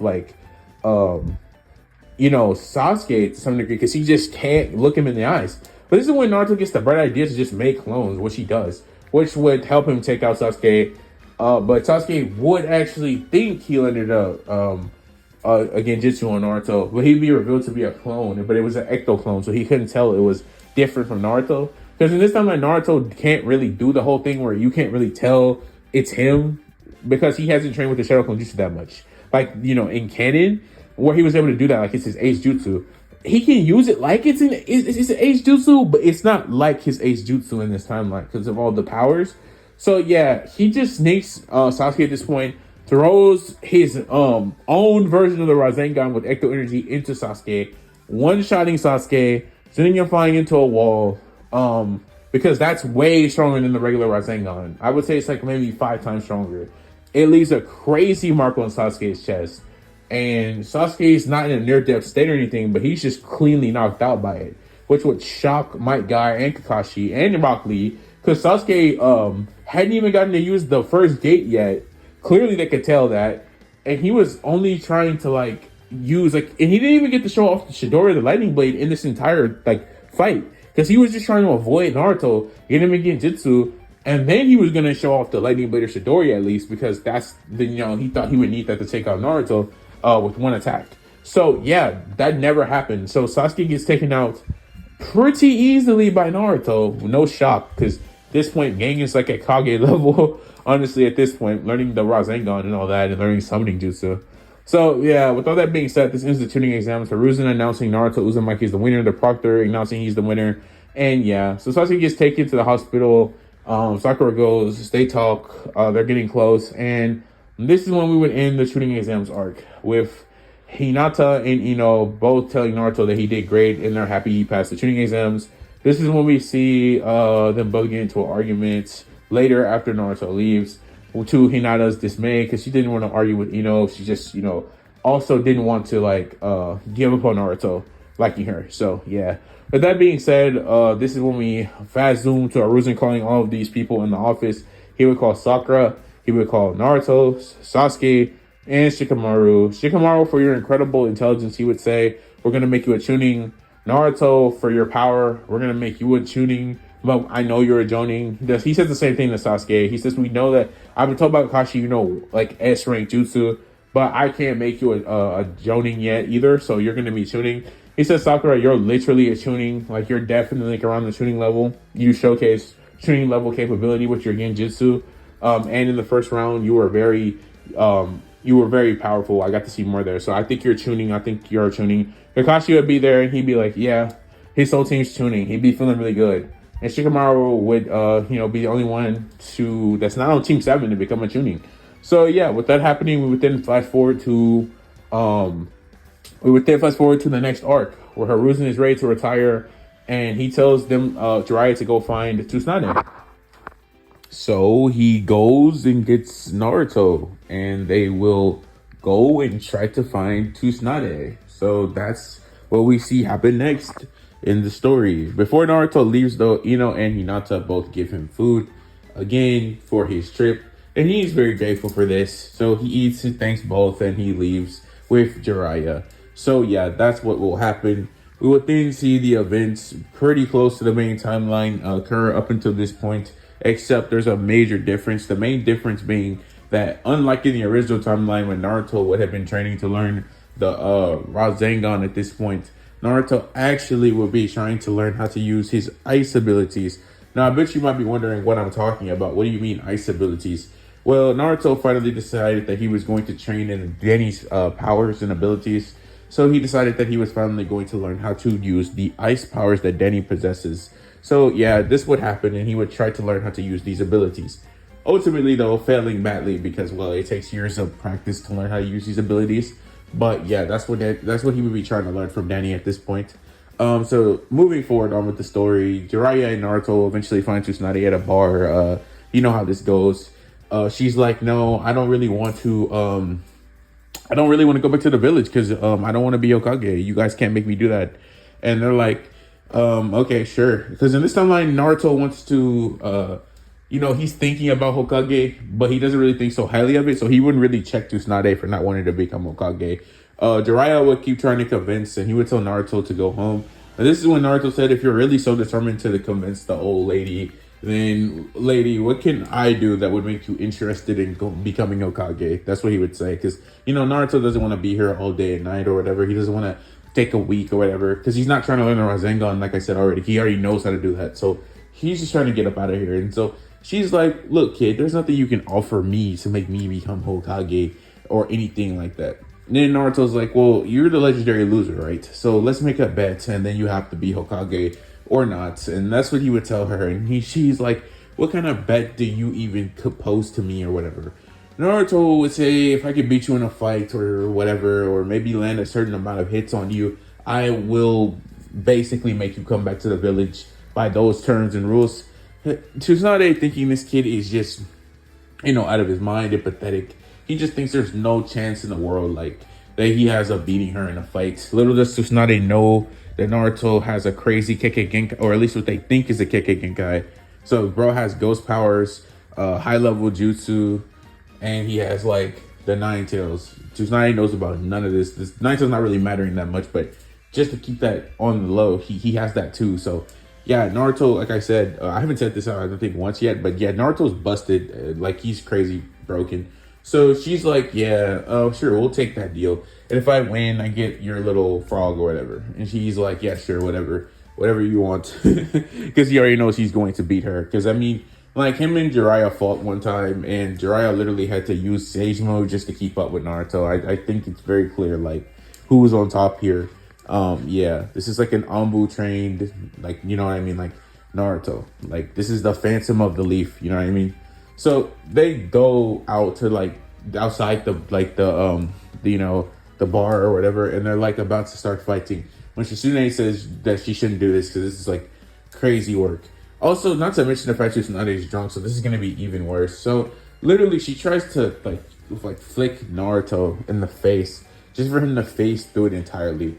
This is when Naruto will go underground, which would shock Tsunade because she's like, how did he just do? But before she could even think more, he would shoot an ecto beam from outside of the ground directly at her, and it would make her fly into the air. Naruto would then fly up into the air out of the ground, smashing Tsunade back into the ground, creating a huge thud. Tsunade would think, okay, so that's not normal. And now I see why this kid was so, quick to accept my terms and deals, because he's not actually that weak. This is going to be annoying. Tsunade and Naruto would actually fight for like 3 hours, no joke. They would go at it for like 3 hours, but Tsunade continuously failing to hit this kid while he's just pretty much having to avoid her completely, because unlike most people Naruto fights, she was just way stronger than him in like every like physical stat. So he couldn't even really, get in close. So he's just trying to shoot her, but it's just not working. It's just not happening. He's missing because she's fast and she's strong, and it's just not really a good matchup for Naruto, at least for a while. But then again, like I said, she's drunk. So after about 3 hours, Tsunade's like extremely exhausted because she just can't go after doing all this. So Naruto eventually sees this happening, and he's like, "Can you just give up at this point? You're literally can't beat me in your current state." Which Tsunade says, "No, because I'm not gonna become Hokage." He tries to end it with a heavenly, you know what I mean, like a heavenly kick that doesn't work. She just faces through it, and then finally, because she's so exhausted, Naruto actually can land another blast. So she shoots a light one into her chest, sending her flying back and actually knocking her out. And well, after that would happen, Shizune would take Tsunade and say, well, she's gonna be mad in the morning, but we'll discuss this later. Ultimately, we time skip to the morning. Naruto comes to Tsunade's like apartment. Tsunade's like, yeah, kid, I should beat you up. Give me one reason why I should actually hold up to the terms and agreements of our deal, because you really cheated me. Well, he says, because it was a deal that you made that you didn't even ask any questions about my abilities beforehand. This is when Jiraiya would say, yeah, Naruto is quite special. He has a Kekkei Genkai, and he's the Nine Tails Jinchuriki. And this is when Tsunade would say, wait, him? He's the Nine Tails Jinchuriki, and he has a Kekkei Genkai? Well, that's a quite interesting Kekkei Genkai, because I've never seen one like that before, Tsunade would say. With Jiraiya saying, yeah, it is quite weird. But nonetheless, this is what, would play out. And Tsunade would say, fine, I'll hold up to my terms of the agreement. I didn't get more information. Curses because I'm drunk or whatever. This is what she would think in her brain. And so ultimately, they would go back to the village. This is when we see Itachi and Kisame looking overhead, thinking, yeah, there's no way in the world we're getting Naruto at this point. Because, well, you see, in the original timeline, it took Jiraiya and Naruto longer to find Tsunade because Naruto was training the Rasengan, and he wasn't really helping him look. So this took a lot longer. But in this timeline, it was a lot faster because, well, that didn't happen because Naruto was doing his own type of training that Jiraiya can help him in. So they found her faster. So Itachi and Kisame couldn't arrive at like the apartment because they never went there in the first place. Like they slept in a different apartment, and they only went to this apartment before the night. So it wasn't like Jiraiya was gone either. They didn't take them on to do this mission this time, like it did in the original. So that's why they didn't get there before Jiraiya, and they had the whole little fight, and Sasuke pulled up and all that. So ultimately, what all this means is like they would just decide that there's no chance in fighting Naruto because, well, A, they don't really understand his abilities, and B, there's two Sanins there, and Shizune, whatever that means. So they would they would both ultimately opt to just get Naruto another day or send Pain or something to do it. So we're moving forward in the story, and we then see them make it back to the village. They go to Harusa's office. Tsunade heals people because, they needed her healing as well. And on top of that, she takes up the Hokage mantle in about a week, and Haruzen retires. This is the events that we see take place. And then right after we see all of this happen, we then see Naruto go back to his team, have a slight reunion. Because remember, Sasuke was in the hospital, but he's been out by now. Sakura, she's there. So these events all take place. And frankly speaking, I'm pretty sure you guys know what the next arc is. It's the Sasuke retrieval arc. But yeah, we just completely don't have that. Sasuke has no reason to leave the village. And he's seen clearly he can get stronger in the village. And he didn't run into Itachi either. So he's not having a whole mental crisis right now. So yeah, this literally is just not even here. Because remember, the Sound 4 are already gone. And Orochimaru, well, he's not coming back to the village for a while, and he has no ties to Sasuke. So yeah, that literally just doesn't happen. So with all that being said, we then see we just time skip past this, and then we see eventually Jiraiya asks if both Naruto and Sasuke want to accompany him on a journey because they're kind of close in this timeline, like they're kind of like best friends. And he's like, yeah, sure. And then Sasuke's like, yeah, sure. Going with Asani sounds like a great idea. So that's what they do. They go on a 2-year time skip. And what we would see then happen is we would see Naruto get way stronger. We see Sasuke get way stronger. We also see them after the 2 years. And this is when we would see them going back to the village because we're going to time skip, like I said. So this is when we would enter Shippuden territory. And if you remember anything I said from my last video, I don't really care for Naruto Shippuden. So yeah, this is about to get speed blitzed real fast. So the first arc we see of them coming back, they talk to Sakura, have a really good reunion with Kakashi, and you know how this goes. By this point in the story, a prime example of why I say this as well is by this point in the story, my characters are already too strong for the story anymore. And this is the exact same. The premise is always too strong for the story. Naruto quite literally had unlocked so much stuff of in fact, scratch that. He's unlocked everything in Danny's kit at this point. In fact, he's even been able to overshadow Kurama, which genuinely scared him to the point, and the fact that he actually likes Naruto now a little bit. He was literally like, okay, since you can just take my power, whether you want to or not, I'm just gonna let you have it. So what this ends up meaning is like, he basically can just have like 3, 6 tails whenever he wants. And the reason for this is because Jiraiya hasn't like unlocked the key, so he can't like just, open the cage, right? Like he can't just get like his full power. But that's on Jiraiya, not him. But he can still use like up to 6 tails consciously already. So I just want you to think about that. That's a 6 tails amped, 9 tails amped, Danny Phantom amped, amped Naruto, Uzumaki. Yeah. With multiple S-rank jutsu. Yeah, no, there's nothing beating Naruto anymore in this story. Like, oh yeah, by the way, just to clarify, over that time, Jiraiya showed Naruto everything he knew, including Sage Mode. So yeah, they went to Mount Mikaboku and they sent Sasuke to the Sage Stage, which Jiraiya knew about because, well, he knows that the snakes have a sage just like the toads do. So he sends Sasuke there to try to do better than what Orochimaru did and see if Sasuke can reach into his new limits. Sasuke comes back 6 months, after that, and he's like, oh, there we go. You actually did it in just 6 months, just like Naruto did. So they both unlocked Sage Mode in like 6 months. Sasuke in his timeline being way stronger, I really don't see how he couldn't pull that off. So yeah, he also gets Snake Sage Mode. And so they both have Sage Mode. So basically what then happened there is he would also get a contract with the snake, so he can also do snake summons. He would, with Jiraiya's help, he would actually learn like all of the same lightning jutsu he learned in the original timeline from Orochimaru, which I don't see why not, because they're both Sannin. And yeah, so he would also during this time, also, if it wasn't clear, unlock the 3 Tomoe Sharingan. He unlocked that like during the first 3 months of being with Jiraiya. And you gotta understand, this is like a 2 or 3 year time skip, so it's like pretty long amount of time for them to do all this stuff. So yeah, Naruto's broken. He has the ghostly whale. He has his ice powers. He has the ghost rays. He can make barriers without trying. He can make ecto clones. He can do all this stuff, ecto shields. He can do all this stuff, and so he's just disgustingly broken. So I don't really know what you want from me anymore with this story. Like, I'll continue to talk about it, but Loki, I've done something to speed blitz all of this. So basically, the Akatsuki, because of not knowing where Naruto was, because they couldn't track him anymore, because for 6 months he was in Meat Mountain Boku, so they literally didn't know where he was. So the Akatsuki were like, well, we need the 9 tails and Jerky, and the reason they need the 9 tails is because in this timeline they'd already gotten 2 through 8, and I'm going to explain why they only got 2 through 8, because in this timeline, Gaara actually wasn't in the Sand Village being the Kazekage at this point. The reason for this is because Gaara was actually trying to find Naruto because he wanted to see if he could help him tame his tailed beast, because it seemed like Naruto had a pretty good control over it.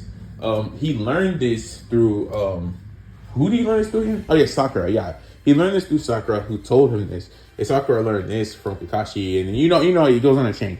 But yeah, so Gaara went back to the village during Naruto's absence, and he asked him if he could maybe teach him how to control it so that Shukaku wouldn't bother him anymore. So yeah, ultimately all this pans out. So Gaara wasn't in the village for a while because he was just in the Leaf Village waiting for Naruto to return. So ultimately, the Datara and they can't find Gaara in the sand, so they don't even nuke it or anything. They can't find him. So it's literally 2 through 8.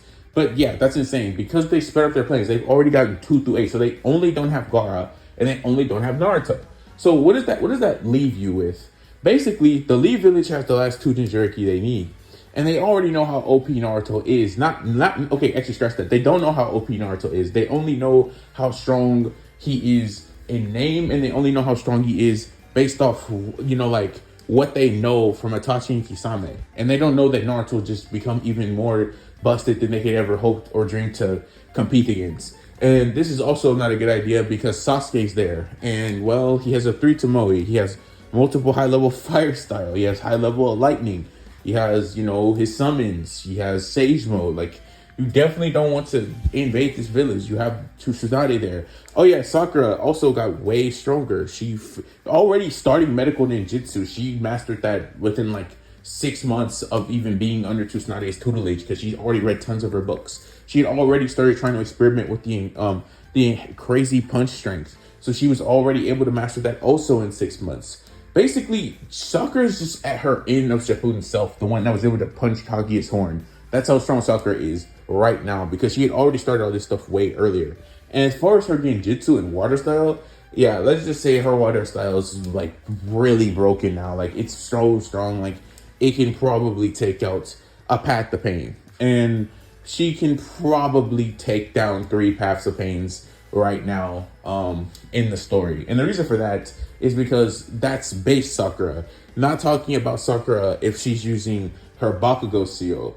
That version of Sakura, low-key, might just be able to take out all Paths of Pain without even trying. So yeah, this is not good for the Akatsuki. They really shouldn't invade, but because they don't know any of the Team 7 lore or how Kakashi has Kamui and how he's become way stronger, due to seeing how crazy he knows his students are going to become, yeah, this just is not looking good. Also, Jiraiya is also in the village because in this timeline, yeah, they're going to launch earlier, so Jiraiya doesn't need to go fight by himself. So Jiraiya is also there. So yeah, ultimately, all of this is happening. And so the Akatsuki think, well, we've gotten all the other tails, so we have to go get them because it's necessary. So they find out Gaara's there, and they're like, okay, yeah, now we know what we have to do. So all the Akatsuki, they're like, we're going to land, we're going to drop on like the leaf, and we're just going to go wreck it, which was the worst decision they could have made. Flash forward to 3 days later after the team has reunited, they've gotten good together, and they're all just sitting in their own buildings or houses, chilling or something. Actually, no, scratch that. They're all together. They're all eating ramen at Ichiraku Ramen, and they're just all having a good time talking, reminiscing, talking about what they did during their training and this, and the fifth.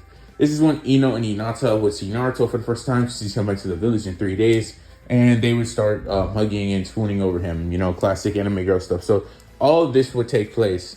But this is just when Naruto would get like he would start like a cold air would then be blown out from his mouth. And what this is called Ghost Sense, I think is what it's called. And basically, this was a precursor to his powers. Except thanks to Naruto having chakra, this ability would have actually changed not to just being able to sense ghosts, but it can also sense when strong opponents are approaching. So Naruto getting this breath and Sasuke seeing this, Naruto unlocking this power for it being for strong people during their journeys, he would know that this means that a strong person is coming towards the village. And so he would be fully aware that this is not a good sign. So this is when Naruto would think, it's really nice to meet you guys, but we have really big problems and we need to go see what the heck that is. So Naruto and Sasuke, they speed blitz to the front of the village because they're like, what the heck could he have been sensing? And he just sees so much ridiculousness. He sees the 7 Paths of Pain. He sees Kisame, Itachi, Deidara flying on his bird. He sees the story with his puppets. He sees, who else he sees? He doesn't see Obito because Obito quite literally is not showing himself. So yeah, there's that. Zetsu is also not showing himself. But yeah, he sees all of these the Katsuki members. And let's just say he's not enjoying what he's seeing. Conan is also hiding as well. So Conan, he doesn't see Conan. Conan is trying to infiltrate the village, trying to get information. You know what I mean? They're all doing their own different things. They're all trying to do that. They see Kakuzu and Hidan as well. So yeah, all the Akatsuki members pull up. They're all trying to take Gaara. And by the way, Naruto still has not seen Gaara yet. He doesn't even know he's in a village. And Gaara does know Naruto's back, but he can't find him. He didn't think to look at his favorite ramen shop. So yeah, this is when the Akatsuki would say what they want to say to Naruto, who just came right up in front of the village for them. And he would say, this is what's going to happen here, Nine Tails Jinchuriki. You're going to come with us or we're going to destroy this village. This is when Naruto would hear this and he would just say, are you guys stupid or something? Who do you guys think you are? And they would be like, who do you think you are? And they would all say it in unison. It'd be kind of a comedic scene. But they would all say that we're going to just have to show you who we are. And this is when Sasuke would say, yeah, fat chance with that, Itachi. This is when Sasuke would tell Naruto that he's going to fight Itachi. Because no, we all saw that coming. Itachi saying, yeah, we can do that, Sasuke. And so they actually just dip and they going to a separate parts of the village. Actually, they're actually going into the village and they're going to a separate part. While Naruto is still confronting all of them, which is really insane that when you think about it, because Sakura is just there sitting behind Naruto and she sees all of this. Now, I might have just been glazing Sakura a little bit just a minute ago, or what she can do. But yeah, taking out 7 Paths of Pain, that's still a high diff fight for Sakura. So Sakura can't just take out all of these people. This is a little too much. The problem is, this is not too much for Naruto Uzumaki. Naruto would then say, if you really want to do this, you really don't want to do this. He says you don't want to do this. This is not going to end well for you at all. They would all say, no, it's going to end very well for us. This is when the pride, not the pride of path, I don't know why I was about to say that, but the Ashura path would be like, he was going to just like start flying up. He's like, I'm going to unleash a Chubaku Tensei on you. And, you know, he's like, I'm going to use planetary destruction. And he's going to try to do that. Oh, Shinra Tensei. But let's be real, that's not even going to remotely happen. The minute Naruto sees him starting to float up in the sky, it's when Naruto say, well, I warned you. And he unleashes it for the first time in the story. He releases Danny's ghostly wail, which was strong enough to take out like 20, 40, 100 ghosts. Yeah, and this is actually a trained version of the power. So he quite literally proceeds to, with his ghostly wail, he proceeds to one-shot, practically, every Akatsuki member. The only ones not being instantly defeated, pretty much being Hidan because he's immortal. Let's see, who else does he get instantly defeated? I mean, no, Kakuzu gets knocked out. I mean, it knocks you out though. I mean, it's a attack, but it's also like it knocks you out as well. So no, actually, Hidan gets knocked out. Kakuzu gets knocked out. Sasori, I don't know if Sasori would get knocked out because he's in like the puppet thing, but I'm gonna say that Sasori actually is still up. Just so Sakura has somebody to fight. Then we have like who else is left again? Kisame, he's clearly knocked out. There's no way. Deidara's knocked out. There's no way. Pain actually would just get pushed back from this. All of them getting pushed back from this, but yeah, Pain would get pushed back from this, but he wouldn't get knocked out by this because I don't think that's how that functions. Like I don't think you can damage the Pains, but I don't think you can damage them like the way the Ghostly will. Yeah, it's hurting them, but it's you gotta understand it's damaging them, it's pushing them back. But the main power is more of like it's gonna knock you out ability. Like it's going to knock you out. You can't really stand it. It's like Conqueror Saki. You can't really stand it. So you just fall out. So yeah, ultimately what we see here is, yeah, most of the Akatsuki are down. Sasori is still up thanks to being in the puppet.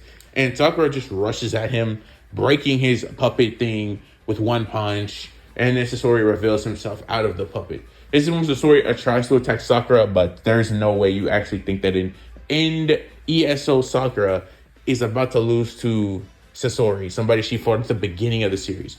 So Sakura quite literally proceeds to negative diff Sasori really fast with like 2 kicks and a punch, surprising Pain because he didn't think somebody like that existed in the village. He didn't even think Naruto was this strong, mind you, like I said before. So he's just taken aback by all of this. This is when Naruto would then speed blitz him, flying up to him. And he has a Rasengan in hand, and he would just slam this into, Pain, which would send him flying. And then you have the rest of the paths attempting to jump Naruto. Yeah, just to say this doesn't work at all. Just to show the difference in power between them and him, he activates Sage Mode. Literally just because. Like, he has no reason. He unleashes his most powerful attack as well, which we're going to call the Rasen Shuriken.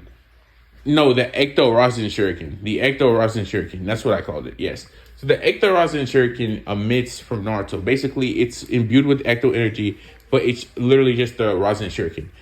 This thing is scary. Also, because it's imbued with Ecto energy, they can't absorb it. So this is really bad for the Pains. So Naruto just throws this at them, and they're all like, nah, we're good. Nah, nice try, buddy.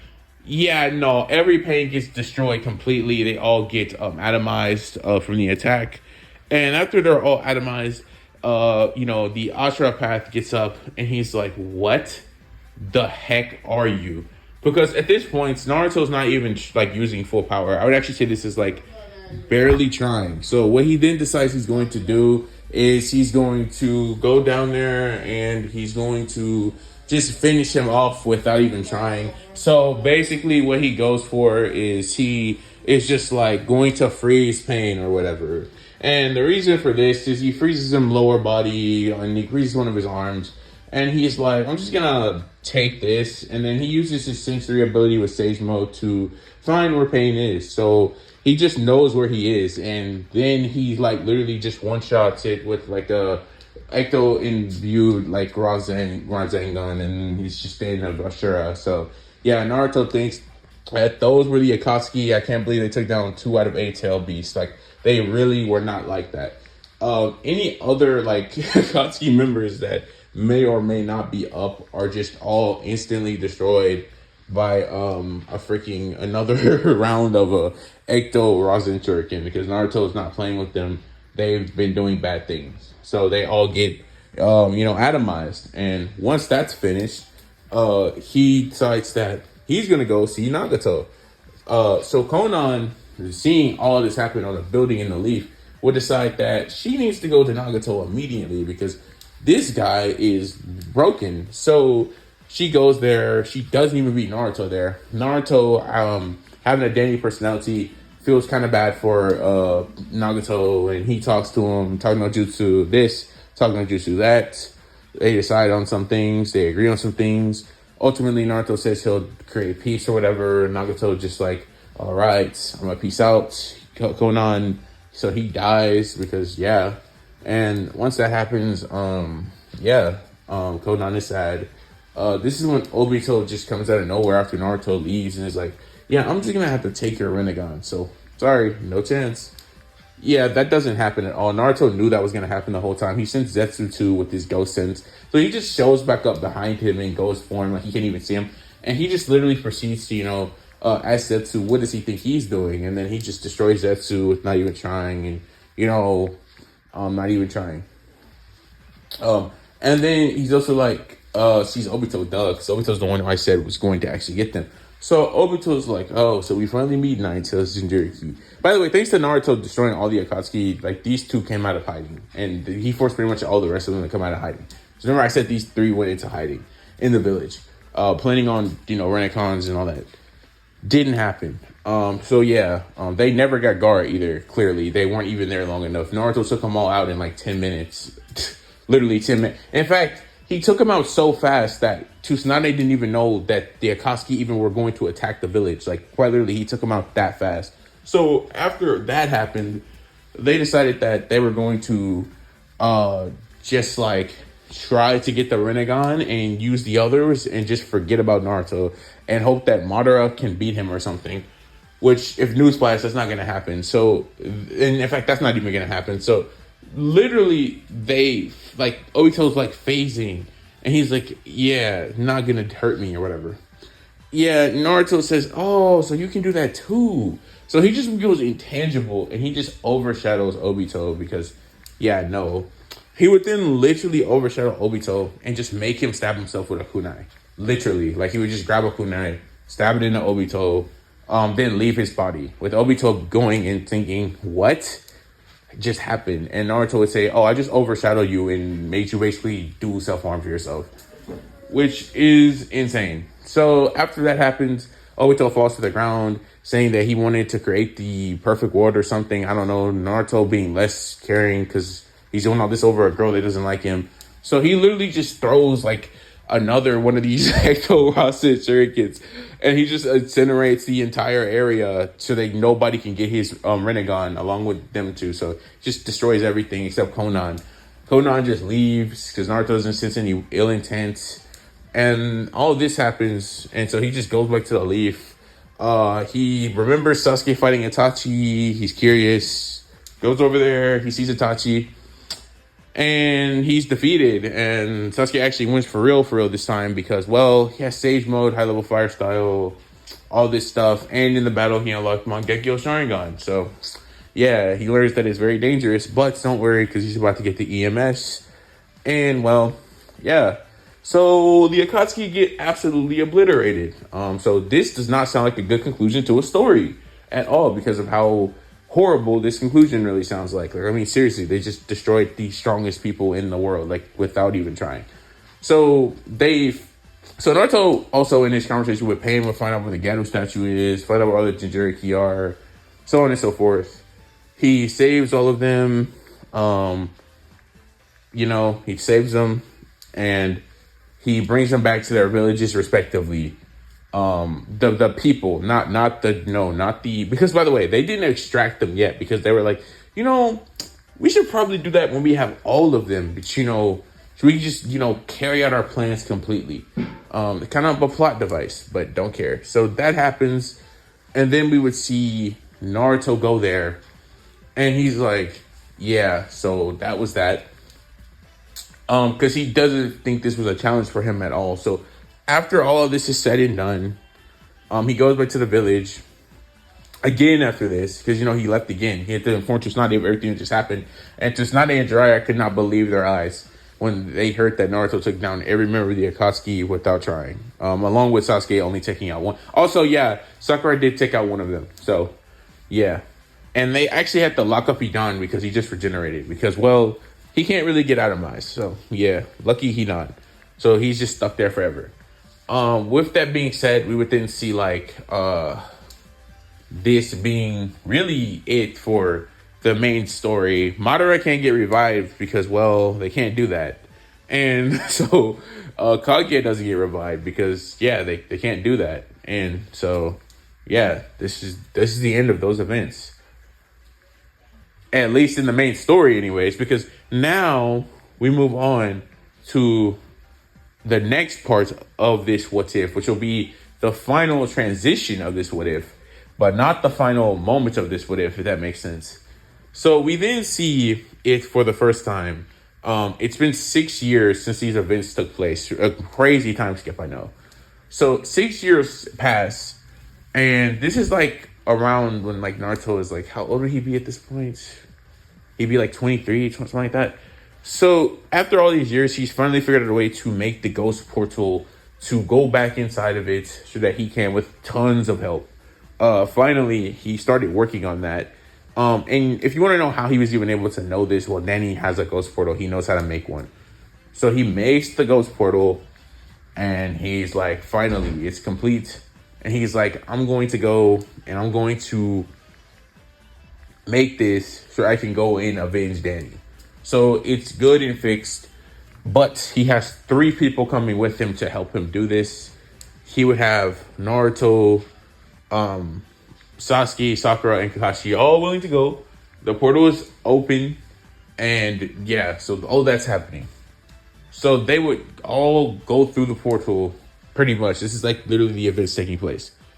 And they would go through it, and they would arrive in the Go Zone. Danny having to navigate them through it, obviously, because, well, it's the Go Zone. Danny says that, honestly, he has no idea how he got here, and if he could even get back to Amity Park at this point. By the way, during these 6 years, Naruto would have told them everything that actually is going on with this. He would have told them that this is really in a Kekkei Genkai. He would tell them that this is more aligned to him having somebody still inside of him permanently that grants him these powers from another world. And they would kind of not believe him at first, but this is when Naruto would say, can you really call everything I've ever done a Kekkei Genkai? Which they would all agree is, yeah, no way that's a Kekkei Genkai. They all thought that, but they never could, prove it. But now Naruto's gave him an out card, and Loki, they kind of all agree that there's, that's literally not. After seeing Naruto start building a ghost portal and seeing what he knows and that nothing like this exists on their planet, they would have no choice but to believe Naruto. So they all are going towards the, they're all in the Go Zone at this point. And so they're all trying to navigate through it, which is not easy to do at all. So while in it, Danny's trying to find the portal that he took to get in here. So ultimately, Danny tells them that it was some weird little wormhole thing. So after 3 hours of searching for this thing, assuming it can't be that deep or that far away, they would then find it and they would enter it. Clearly this could be any random ghost portal, but for plot convenience, let's just say this is the right one. So Naruto, Sakura, Sasuke, and Kakashi all end up in the same place because I'm pretty sure that's how that would work. And they see it. They see it. Another ghost portal in the distance from here. But before they can enter it, Clockwork stops them. By the way, if you don't know who Clockwork is, he's the guy who, he's the time ghost. He's over time. So Clockwork stops Naruto before he can go in that portal, and Clockwork tells Naruto that that's not a good decision. He summons him to his like area, and he's like, no, you guys are not supposed to be in this timeline. You are in a completely different reality at this point. And Clockwork knows Danny's within like Naruto. He knows that. But he tells him that you guys cannot come, and that Danny getting sent to that portal wasn't even ever supposed to happen. It was just a chance of fate, and that it just so happened to happen before he could stop the events from taking place and before he can intervene and fix things. So since Danny's been gone for so long, the timeline has just been all messed up and wrecked. This is when Naruto says that he'll fix it by defeating Ultimate Evil Danny. And this is when Clockwork says, yes, I know you have the power to potentially go up against him, but I don't think that's the best course of action here. With Naruto saying, no, I made a promise to Danny, and Danny, even within him, Clockwork can hear him, and he says, no, we're going to do this. Naruto's been working hard just for this moment, just so he can avenge me. So what we then see happen is we would then see Clockwork say, fine, and this is when we would see them both be allowed to go to the timeline of Ultimate Evil Danny. This is when we then see Sakura, Kakashi, and Sasuke being told that they really should go back to their own reality, and that he can even help them do that after everything is said and done, but not right now. You know, that's what he tells them.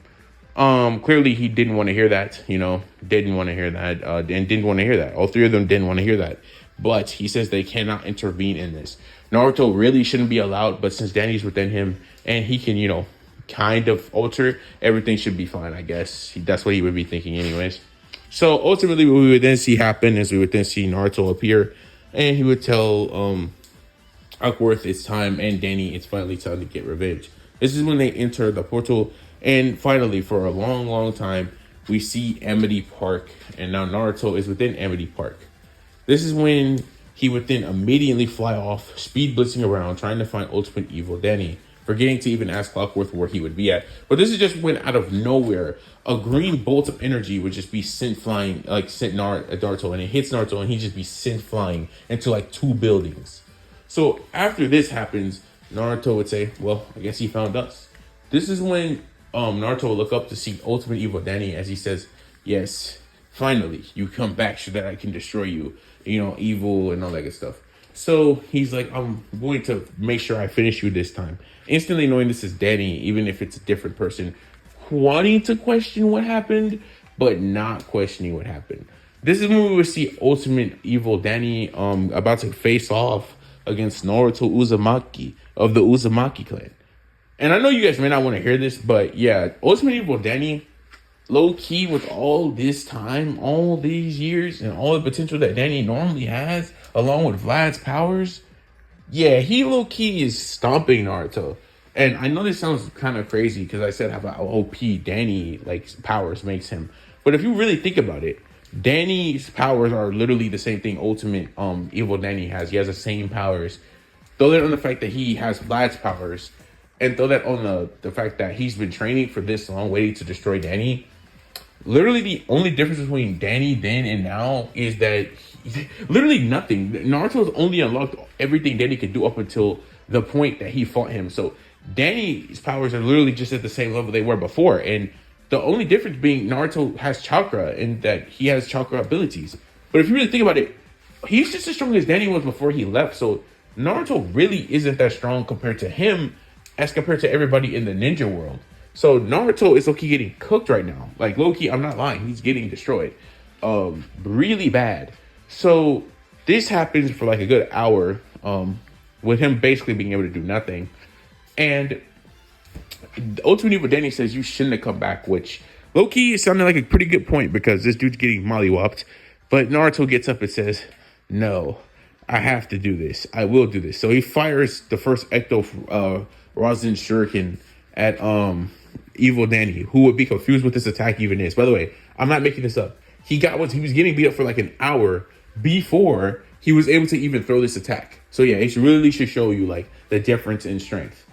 This is when we would then see that completely missed with him being like, where did you even get the power to do something like that? I see you have gotten stronger. Which technically they're stronger because of Naruto plus Danny, but not really is what I'm trying to really get y'all to understand. So this all happens and they go on for another 2 hours with Naruto still getting destroyed, but only being kept alive by low-key the Naruto's chakra that he has complete access to, enabling him. This is when Danny would realize that Naruto can't beat him low-key. But this is when Naruto said, no, I haven't even went full power. This is when Naruto would get up after getting destroyed for like 3 hours at this point and would unlock the full seal for Kurama. This is when Kurama would start flowing his chakra through Naruto. They would fist bump and Danny would fist bump alongside of him. With this happening, they would all fully be in unison and link, with Kurama calling this form Kurama Link Mode. Ghost Kurama Link Mode or something like that. And so with this being said, we would then see a surge of power erupt from Naruto, and evil Danny would be like, oh, so this is finally going to get interesting. Yeah, I'm sorry. Even with like KCM1, this is not, no, this is still not close. Like Naruto's now finally starting to actually look like he's in the fight. He's starting to be able to send more attacks. He has more power. He's even entering into his avatar. And what's even cooler is he can actually transform his avatar of Kurama into a ghost, which is why it's called Ghost Kurama Link Mode. But the problem is even with this, yeah, they're still not strong enough. And Ultimate Evil Danny would literally pull an Ashiki and go out there and throw him out of his avatar. Like, he would throw him out of his avatar. And Ultimate Evil Danny was starting to be getting worried because Naruto keeps showcasing all these strange abilities. And it's Loki starting to get kind of scary because these are really strong powers. Like, don't get me wrong, he's dodging the ecto energy Rasen Shurikens. Those things can literally like destroy you on cellular level, right? So you don't want to get hit with those. So yeah, I mean, like, those are still broken. But it's just like he can't really land the attacks that would just end this kind of quickly or do some substantial damage. This is when Sasuke, watching the fight from Clockwork's tower, would say, he needs my help. You have to send me there immediately. With Clockwork saying no. But this is when Sasuke would then speed blitz Clockwork, grab his staff, open the portal to the time, jump through it. And this is when the rest of T7 would try to do this, but no, they can't because Clockwork would grab his scythe, freezing them and saying, dang it, you ruining my plans, Sasuke Uchiha. But this is when Sasuke would land there and he instantly go Sage Mode and he instantly activate the EMS and he tried to help Naruto. Yeah, no. EMS Sasuke, even with Sage Mode, gets destroyed by Ultimate Evil Danny. I really don't think you understand how broken ghost powers are. Sasuke can't even hit him like Naruto can. And the only reason Naruto can is because he's a ghost. And he literally knows that it doesn't matter if he phases because they both can like phase. So they can both hit each other. But like Sasuke, no, that works on him. He can't really hit Naruto. Ever really. And this is the same principle for Ultimate Evil Danny too. He can't hit him either. So just struggling at this point to do anything useful. This is when Ultimate Evil Danny Loki would have them both laying next to each other like Ashiki Loki did, having them both clearly cooked and unable to really do anything, even having all this power. This is when Naruto and Sasuke would both unanimously try to stand up. That's for Ultimate Evil Danny to shoot them both in the chest, sending them flying backwards. This is when he would tell them both that they fought well, I guess, but you really never stood a chance against me. This is when we would then see these events take place. As Ultimate Evil Danny would then unleash a ghostly whale, which would then ultimately, believe it or not, actually finish off both Sasuke and Naruto completely. They'd both be taken out by this ghostly whale, which was strong enough to destroy the entire city. No joke. He's that strong. So after they get destroyed, he's finally got rid of that scourge of the earth, regular Danny Phantom, and that now he will have his complete and utter domination of the Ghost Zone, and not just the Ghost Zone, the entire world at him. So we see Ultimate Evil Danny preparing to leave, and this and that. But this is when he would suddenly feel a presence, and his ghost breath would go off, and he would sense it for the first time. He'd see Naruto and Sasuke both getting back up, and they both look extremely different. He'd be really confused by what he just saw take place. But this is when we would see it for the very first time. We see Sage of Six Paths, Sasuke, and Sage of Six Paths Naruto. We then flash back to just a few minutes ago after Ultimate Evil Danny finished both Sasuke and Naruto. We would then both see them together this time, not like in the main timeline where they're both talking to, Higuro separately. We would see them talking to him together because, well, they're actually cool in this timeline, and Sasuke isn't trying to, destroy everything, and Naruto's not trying to. He's basically done a left 80 from, the Indira path. So yeah, because of that, they've already kind of ended the cycle of hatred without even having to fight. So with this happening, we would then see Higurumu tell them that he's going to give them some of his chakra and that they're quite in a situation. Higurumu was pretty sure that he might not even be able to do this, but this is why he linked with them mentally before they even left into the Ghost Zone, so that if they needed him, he could assist them with this, as he knows that his son really want this to happen. Like, they both really want to help Danny or whatever. This is when Naruto would say thank you, and Higurumu would give them both half of his chakra. Not literally half of his chakra, but like half, right? Like half in terms of like, of what they both get, right? Not half in terms of like his actual chakra. So this is what happens, and then we would see flashbacks to the present, then both having Sage of Six Paths powers. Ultimately, just like in canon, Sasuke would gain the Rinnegan along with the Eternal Mangekyo Sharingan, and this is when we would see it for the first time. We see Naruto with Sage of Six Paths Sage mode, Ghost Kurama mode. So yeah, this is when Ultimate Evil Danny would then start being to get worried because he's kind of confused. But this is just when Naruto would speed blitz at him, starting to pound him with negative difficulty. That Sage Six Paths amp being just what he needed to keep up. But this was just base, and so Ultimate Evil Danny Loki starts throwing hands again because there's no chance. And he's Loki like bodying both Sasuke and Naruto again, playing around, by the way. They're not actually going serious. This is when they both would like stop this joking they're doing, and they both like Sasuke enters his avatar, the complete Susanoo. And this is when Naruto would activate his Kurama Ghost mode, Susanoo. Not Susanoo, but avatar. And basically they would combine both so they can have the ultimate efficiency, because now with Sasuke being with Naruto, that means he gains Naruto's ghost powers. And yeah, vice versa, he gains more strength with Sasuke's. So he coats it in it, and they both transform into a ghost inside of it. This is when Ultimate Evil Danny, for the first time in this battle, actually thinks he might be cooked, because I don't think he can dodge this two Sage Six Paths characters being amped with this much, even with all this training. So yeah, it becomes very clear to Ultimate Evil Danny that, unlike before, he's cooked. So they fight for like 30 minutes, and he's throwing sword slashes, punches, all types of stuff. I'm talking about like the Avatar, and Evil Danny's just having to dodge because he can't keep up. He can't outpace it either. So he would think he hit with a sword slash, sending him crashing into the ground. This is when the Avatar would stomp on him and grab him by, the torso, like how they do, and like almost everything ever.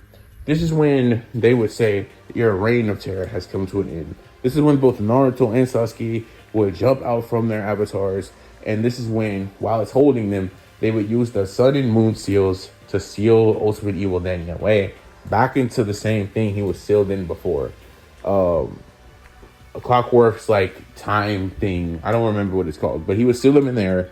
And this is when we would see Naruto and Sasuke, battered and bruised, extreme diff battle, win, and they would both smile with a big bright one to add. It was a big bright smile. So yeah, with this being said, Clockwork then decides that since they won, to bring him back. So he opens a portal underneath both, sends them back to him, and Clockwork starts like reprimanding Sasuke. He says he could have took Sasuke out at any point, but seeing what happened and really being curious about all the things that they could do, and really just wanted to see if they could actually take out Ultimate Evil Danny, because at this point he was kind of losing hope that he can even do that. So with all this being said, Naruto and Sasuke both get reprimanded because he still wants to reprimand Naruto simply just for the fact of doing it in the first place. Because remember, he didn't want him to do it in the first place. So all this would happen, and after he's done reprimanding him, they would say they did a good job at beating Ultimate Evil Danny, even though they had to seal him again, meaning that he's still a possible problem. But Clockwork tells him that don't worry, this time he's going to make sure he can't break out. So yeah, that would all happen. So with this being said, this is when we would see Naruto ask, what are they gonna do about Amity Park? Like, what are they gonna do about it? Because they didn't really seem to have any inhabitants there. This is when Clockwork would say, "Don't worry, I'm going to fix all of it over time." But I do have one thing I have to tell you, because Danny is still inside of you, and I don't have the power to undo that because I don't have those type of powers. He would then tell them that Danny is just going to have to be taken out of the timeline entirely, or at least in this timeline, for things to go back to the way they once were. So, with that being said, Danny would have to make a decision right here, right now. Well, not really even a decision because he doesn't really have one. Well, actually, he does. The decision is this: Naruto, if he really wants to for Danny, can stay at Amity Park so that he can be with his family and friends after, doing some explaining, or so on and so forth. Or Danny can be taken out of the timeline, thus meaning he goes back to Konoha with Naruto, and he just stays still inside Naruto forever until, you know, until he eventually, like, I guess, passes away. And I guess that means he would also pass away.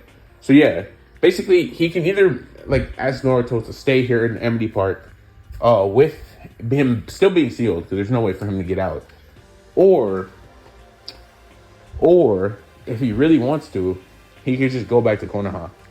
But yeah, none of this even matters because Naruto says if Danny doesn't want to be, here anymore, he actually doesn't have to be.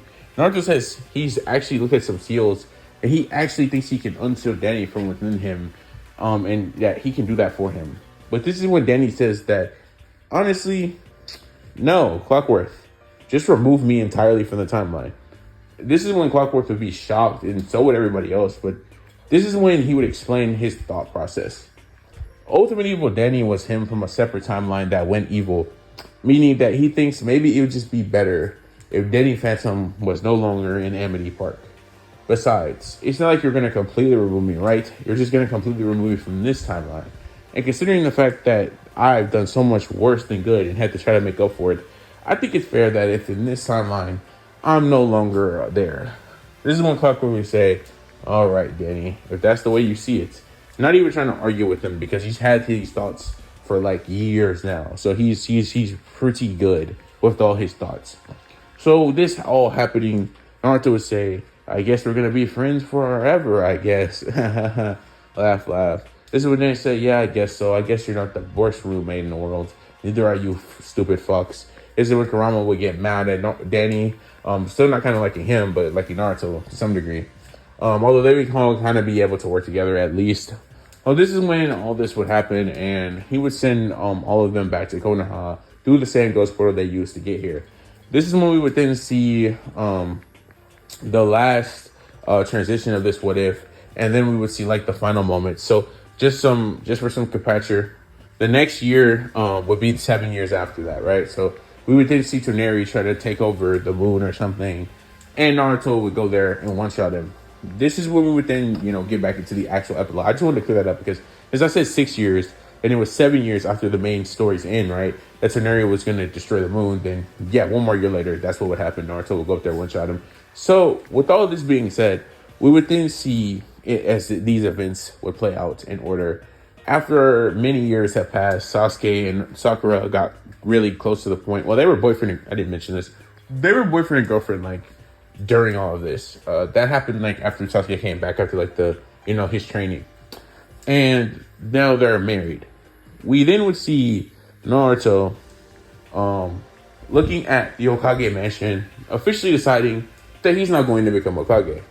This is when we would then see Tsunade and Jiraiya also get together because, well, he's not dead in this timeline, and, well, why not? Because she likes him and he likes him. We would then see, everyone else in the village prospering, and we would see the village prospering. We see everybody in the village happy. We see Konoha standing tall and strong. There is no allied shinobi forces in this timeline, so the villages are still not friends. And low-key, the villages low-key want to jump Konoha, but I'm not getting into that because they really only have the last Jinchuriki. Well, they want to jump the sand too because they have Gaara, because Gaara did go back. And Naruto, by this point, had trained Gaara in how to master Shukaku and all that stuff. So, yeah, Gaara was way more stronger than he was in the original timeline because he's just as strong as he was in the war arc while also still having Shukaku. So that would happen, and then we would then see the final images of this what if. We would see Hinata and Ino sitting next to Naruto in a cafe or whatever. And yeah, I'm just gonna do this because honestly, I never really I didn't go too deep into the ship for this story, so I'm just gonna be saying Naruto gets two wives. Why not? Who cares? So Ino and Hinata, they both have some agreements or whatever because Hinata didn't want to give up. Ino didn't want to give up, so they both just marry Naruto, and Naruto's like, okay, sure, why not? I don't really care. Having a Danny personality, low-key, he wouldn't care about this. And considering Danny's within him, and neither one of them are Sam, low-key, that's kind of dampering, like, Naruto's taste on women. So he kind of wouldn't care about either one of them, I guess is what I would say, for real. But he does love them. Naruto does. Danny doesn't. So it creates this, like, 50-50 thing where it's like, oh, well, sure, you're good replacements, but you're also the people I want to be with the most here. Yeah, plus Danny, really nice to them the whole time. So, yeah, he gets with both of them. And, yeah, they have Himawari, Baruto, and then they have Ijuki and whatever the other one is. Yeah, they would have those kids because, yeah, just with Naruto. If they didn't already, which Hinata did. So that would happen. And with these being said, we then see Naruto standing at the top of the village as we would see the final scene of this what if playing out, saying that he finally achieved everything that he wanted to achieve. He had avenged Danny. He had become the strongest shinobi in the world. And that he had completed his story and adventure. But come on, man. We all knew this isn't where the story was going to end for real. Or at least it is. But this isn't where it ends for Danny. Well, I'm not Danny, bro. It's Naruto. My bad, bro. I'm sorry. I've been recording for like 3 hours, as you can see. So ultimately, with all this happening, we would just see Danny just get sucked into a thermos. Did I say Danny? Oh my god. Naruto gets sucked into a thermos. No joke. He gets sucked into a thermos. This is when a hooded figure, who we don't see, with black hair, and some musical looking clothes on, would then take Naruto and lock him in the thermos. This is when a user would throw down a bomb, which would be a ghost portal, and they would enter it, leaving with Naruto trapped in the thermos. This is when we would then see the final scene of this what if, as this person is gloating through the ghost zone. And this is what they have to say. Finally, I found you, Danny Phantom. And just like that, that is the last scene of What If Naruto Had Danny Phantom's Abilities. Thank you guys for. By the way, I'm just gonna say right now, if you did know who that person was, that was Sam Manson. Why does she want Naruto? Why did she say I finally found you, Daddy Phantom? Why did she sound so angry? Wasn't that supposed to be his friend and his girlfriend or something? Well, find out never, because unless I do some bonus scenes for this series, this is the end. I wanted to leave you guys on a cliffhanger, so you don't just think like, oh, this is the end of Naruto's story because he's achieved everything you want. No, Sam just wrote them into another story, but it's not going to be one that we cover, or at least I don't plan on covering. So with this all being said, this is the end of the what if, and I hope you guys enjoyed. This video is going to literally be 3 hours long. Oh my god, a 3 hour long what if. I deserve praise for this. After it's all done, oh my days, 3 hour what if. But yeah, with all this being, I had a lot of fun with this one. This is why it was 3 hours long. I hope you guys all enjoyed. I'll catch you guys in the next What If movie. And I'm out. Have a nice day. Thanks for watching. Danny Phantom is so cool. Naruto is so cool. Thank you. Goodbye.